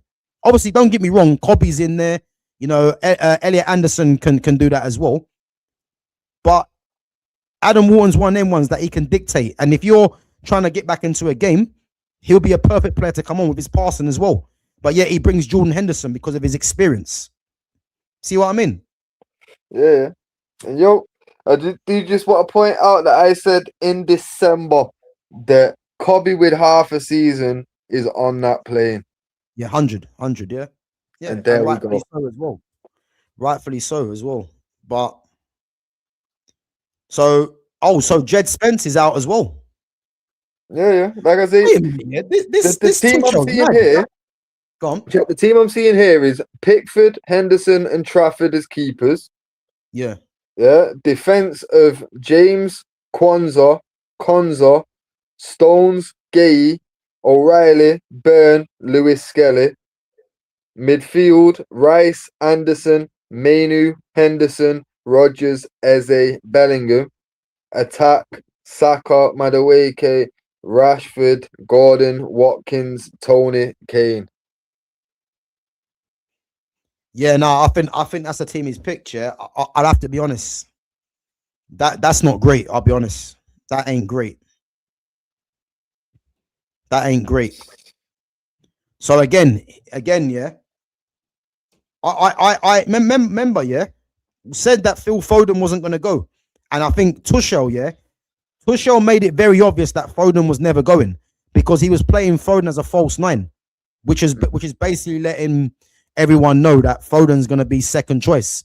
But what makes me laugh though, yeah, is that if you look at a lot of Tuchel's last couple of squads, yeah, a lot of the players that he's left out were part of those squads, and a lot of the players he's probably brought in weren't even part of it, which is odd. So Ollie Watkins is in there as well, yeah. So he's going with 3 strikers. I'm surprised he's gone with 3 strikers, and I mean those strikers there, it's going to be a waste of time because Harry Kane's going to play every game, every major game. And bro, no Welbeck. Ridiculous. Big up Arsenal, man. Says I'm an Arsenal fan, but MLS making it don't sound right. It makes no sense, and that isn't because Lewis Skelly is not a good player. Because obviously, I think he's taken Lewis Skelly because Lewis Skelly can play in midfield and at left back, so he's multifunctional. That's the only reason I'm looking at, yeah. But Lewis Skelly hasn't featured in any of the recent squads. Lewis Hall has, and Lewis Hall's been left out for Lewis Skelly. Like I don't understand that. If that is confirmed, then yeah, it's poor. It is poor. Gibbs White, the best attacking midfielder currently. Yeah, I mean, to be fair, Gibbs White was never going to go though. I always knew Gibbs White was never going to go. But I'll tell you now, Thomas Tuchel, yeah, he's made a massive blunder with this squad, man. He has massive blunder. But it's mad. But guys, we are going to be doing next week. So again, I'm going to be doing my World Cup series. So starting from Wednesday, obviously we're going to discuss France. So all the major teams in the World Cup. Going to discuss the players picked and a possible lineup for each player. So yeah, there'll be some content coming about the World Cup. But if that is England's squad, I'm actually shocked. But it is what it is. But yeah, guys, we are going to wrap it up anyway. So obviously just going through our Bayern Munich all-time 11. So we went with Oliver Kahn in goal, back 4 of Philipp Lahm and David Alaba, the fullbacks. Lucio and Mats Hummels at centre back. The midfield 2 of Thiago Alcantara, Michael Ballack, Thomas Muller in the 10, and then Frank Ribery, and Arjen Robben on the flanks, and then Robert Lewandowski as the striker. And again, no Harry Kane, no Bastian Schweinsteiger, no what's his name? Vicente Lizarazu. And a few others as well. Tony Cruz, that's the one. Yeah, Tony Cruz as well.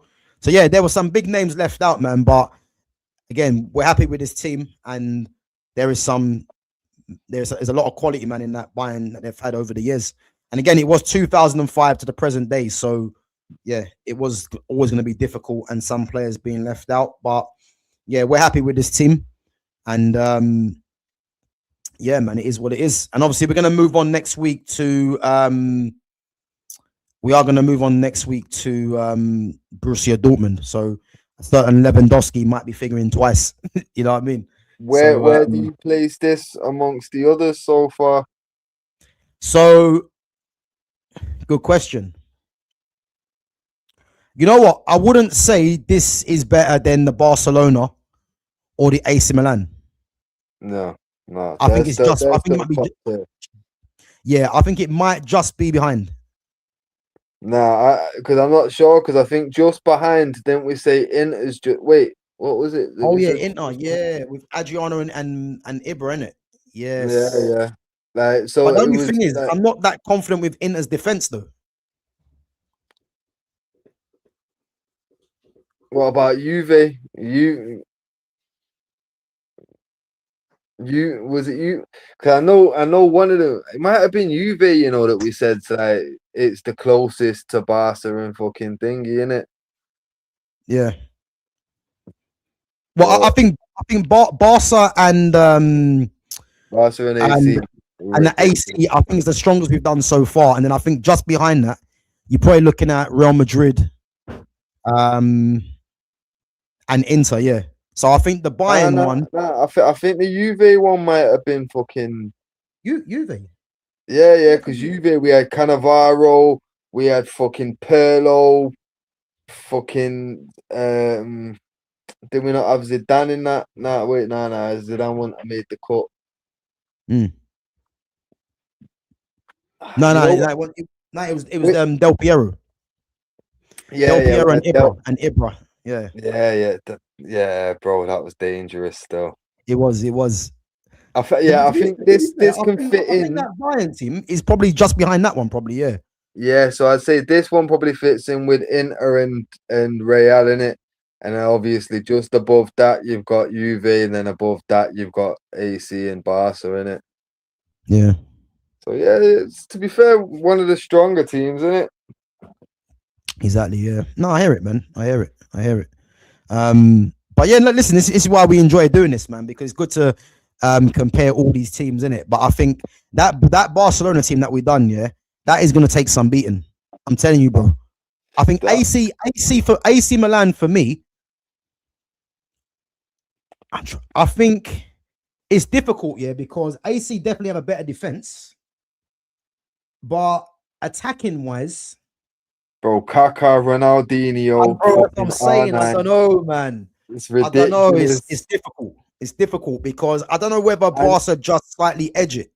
And Pirlo and Seedorf in the middle. For me, I'm going AC's the strongest team we've had. Because Barca, ridiculous attacking options. Iniesta, Yaya Toure, Busquets, Messi, David Villa, Neymar, and Samuel Eto'o. Yeah. No, that's what I'm saying. Ridiculous, but they're all attacking. That's what I'm saying. Like the AC squad, there's a lot more balance there. But going forward, like the defense and attack are as strong as each other. And when you've got an attack of Kaká, Dino, and fucking R9 up there, like bro, that's crazy. That's crazy. Yeah. And who else am I missing? And Rui Costa, bro. Then in the middle of the pitch, you've got Pirlo and Seedorf to balance shit out, and then you've got that. Man, I'll be honest with you. Yeah, I don't even know, man. I don't even know, but I think AC probably just tip it because of the defense. Yeah. Because when you're reading off them names, it's crazy, isn't it? You know. Just gonna go through some of these comments, guys, before we wrap it up. Anyway, guys, what I speak is based on experience, not to hurt anyone. Been watching the game for 37 years, so we all good and chill. Yeah, listen, Arsenal 88517. Big up yourself, man. As I said, we enjoy a proper football conversation, and the fact that you've been me and Gav was going at it the other day over Pep and Fergie, bro. It's all over there. Trust me. There you go, man. It's not personal, man. Listen, you have your opinion, and this is what it's about, man. We love the conversation, and you've been speaking on it for 37 years. I've been speaking on it for 39 years. so big up yourself, man. But yeah, listen, keep the comments coming and keep the support coming, man, because it is much appreciated. And as I said, man, you're someone that's got some good football knowledge as well, so it's more than welcome, man. Big up yourself. What's this one here? Gav, who do you think was better, Buffon or Buffon? Bro, listen, Casillas is nowhere near Buffon. Nowhere near him. Buffon all day. He's nowhere near the best of all time, best keeper of all time, hands down. There's no conversation there. Yeah, Buffon was saying Kels, man. He was saying Kels. But guys, listen, we're gonna wrap it up anyway. I'm gonna be live back tomorrow at 8 o'clock. So I'll be doing my part 2 of my time in the academy at Tottenham. So yeah, listen, if you guys are free, 8 o'clock tomorrow, make sure you come through. Make sure you ask your questions. So I'm just gonna go through some of the memories that I had. Mark ter Stegen is top keeper as well. So yeah, I'm gonna go through my memories back there. Obviously, it's part 2. And again, if you guys have any questions for me, then yeah, make sure you put them in the chat, in the comments, in your comments as well. I might be live earlier than 8 tomorrow if anything drops. Again, they're gonna do the England team, but I'm gonna save that for when I do the series on the World Cup major teams. So we'll see. If there's any Man United news, then I'll react to that as well tomorrow. But other than that, yeah, back tomorrow at 8 o'clock for the part 2. So yeah, make sure you guys come through and support the channel. And as always, big up to all the mods. Big up to all the mods for coming through and supporting the channel. And big up to all the newcomers as well. And guys, as I said, check out all the other content. There's some good playlists on there. So yeah, make sure you check that out. There's loads of playlists on there. There's different stuff on there. And as I said, yeah, check that out and let me know in the comments what you think as well. And yeah, obviously hopefully see you guys tomorrow at 8 p.m. And yeah, listen, season's coming to a close, and World Cup is coming up, man. So looking forward to it. Fitz, bro, you got anything you want to plug before you wrap up? No. Fucking, if anything, go and check the merch, innit? Go and check out the GavGoesIn merch. Oh yeah, guys, in the description. Yeah, listen, I have, man. Listen, you have been coming up with a lot, man. Big up to yourself, anyway. Yeah, guys, there's a link in the description for the merchandise, isn't it? So there's some good stuff in there, man. There's some GavGoesIn t-shirts. There's a GavGoesIn mug as well, and also just some of the mods that are regulars. There's some good t-shirts on there as well. So yeah, make sure you check that out on the link, and there is some good stuff there. But yeah, guys, other than that, listen, we're gonna wrap it up. And I said, make sure you follow Fitz as well on his socials, which is in the description also. And as I said, yeah, I'll catch you guys tomorrow at 8 p.m. Take it easy. Fitz, big up, bro. Bless, brother. Later, man. Later.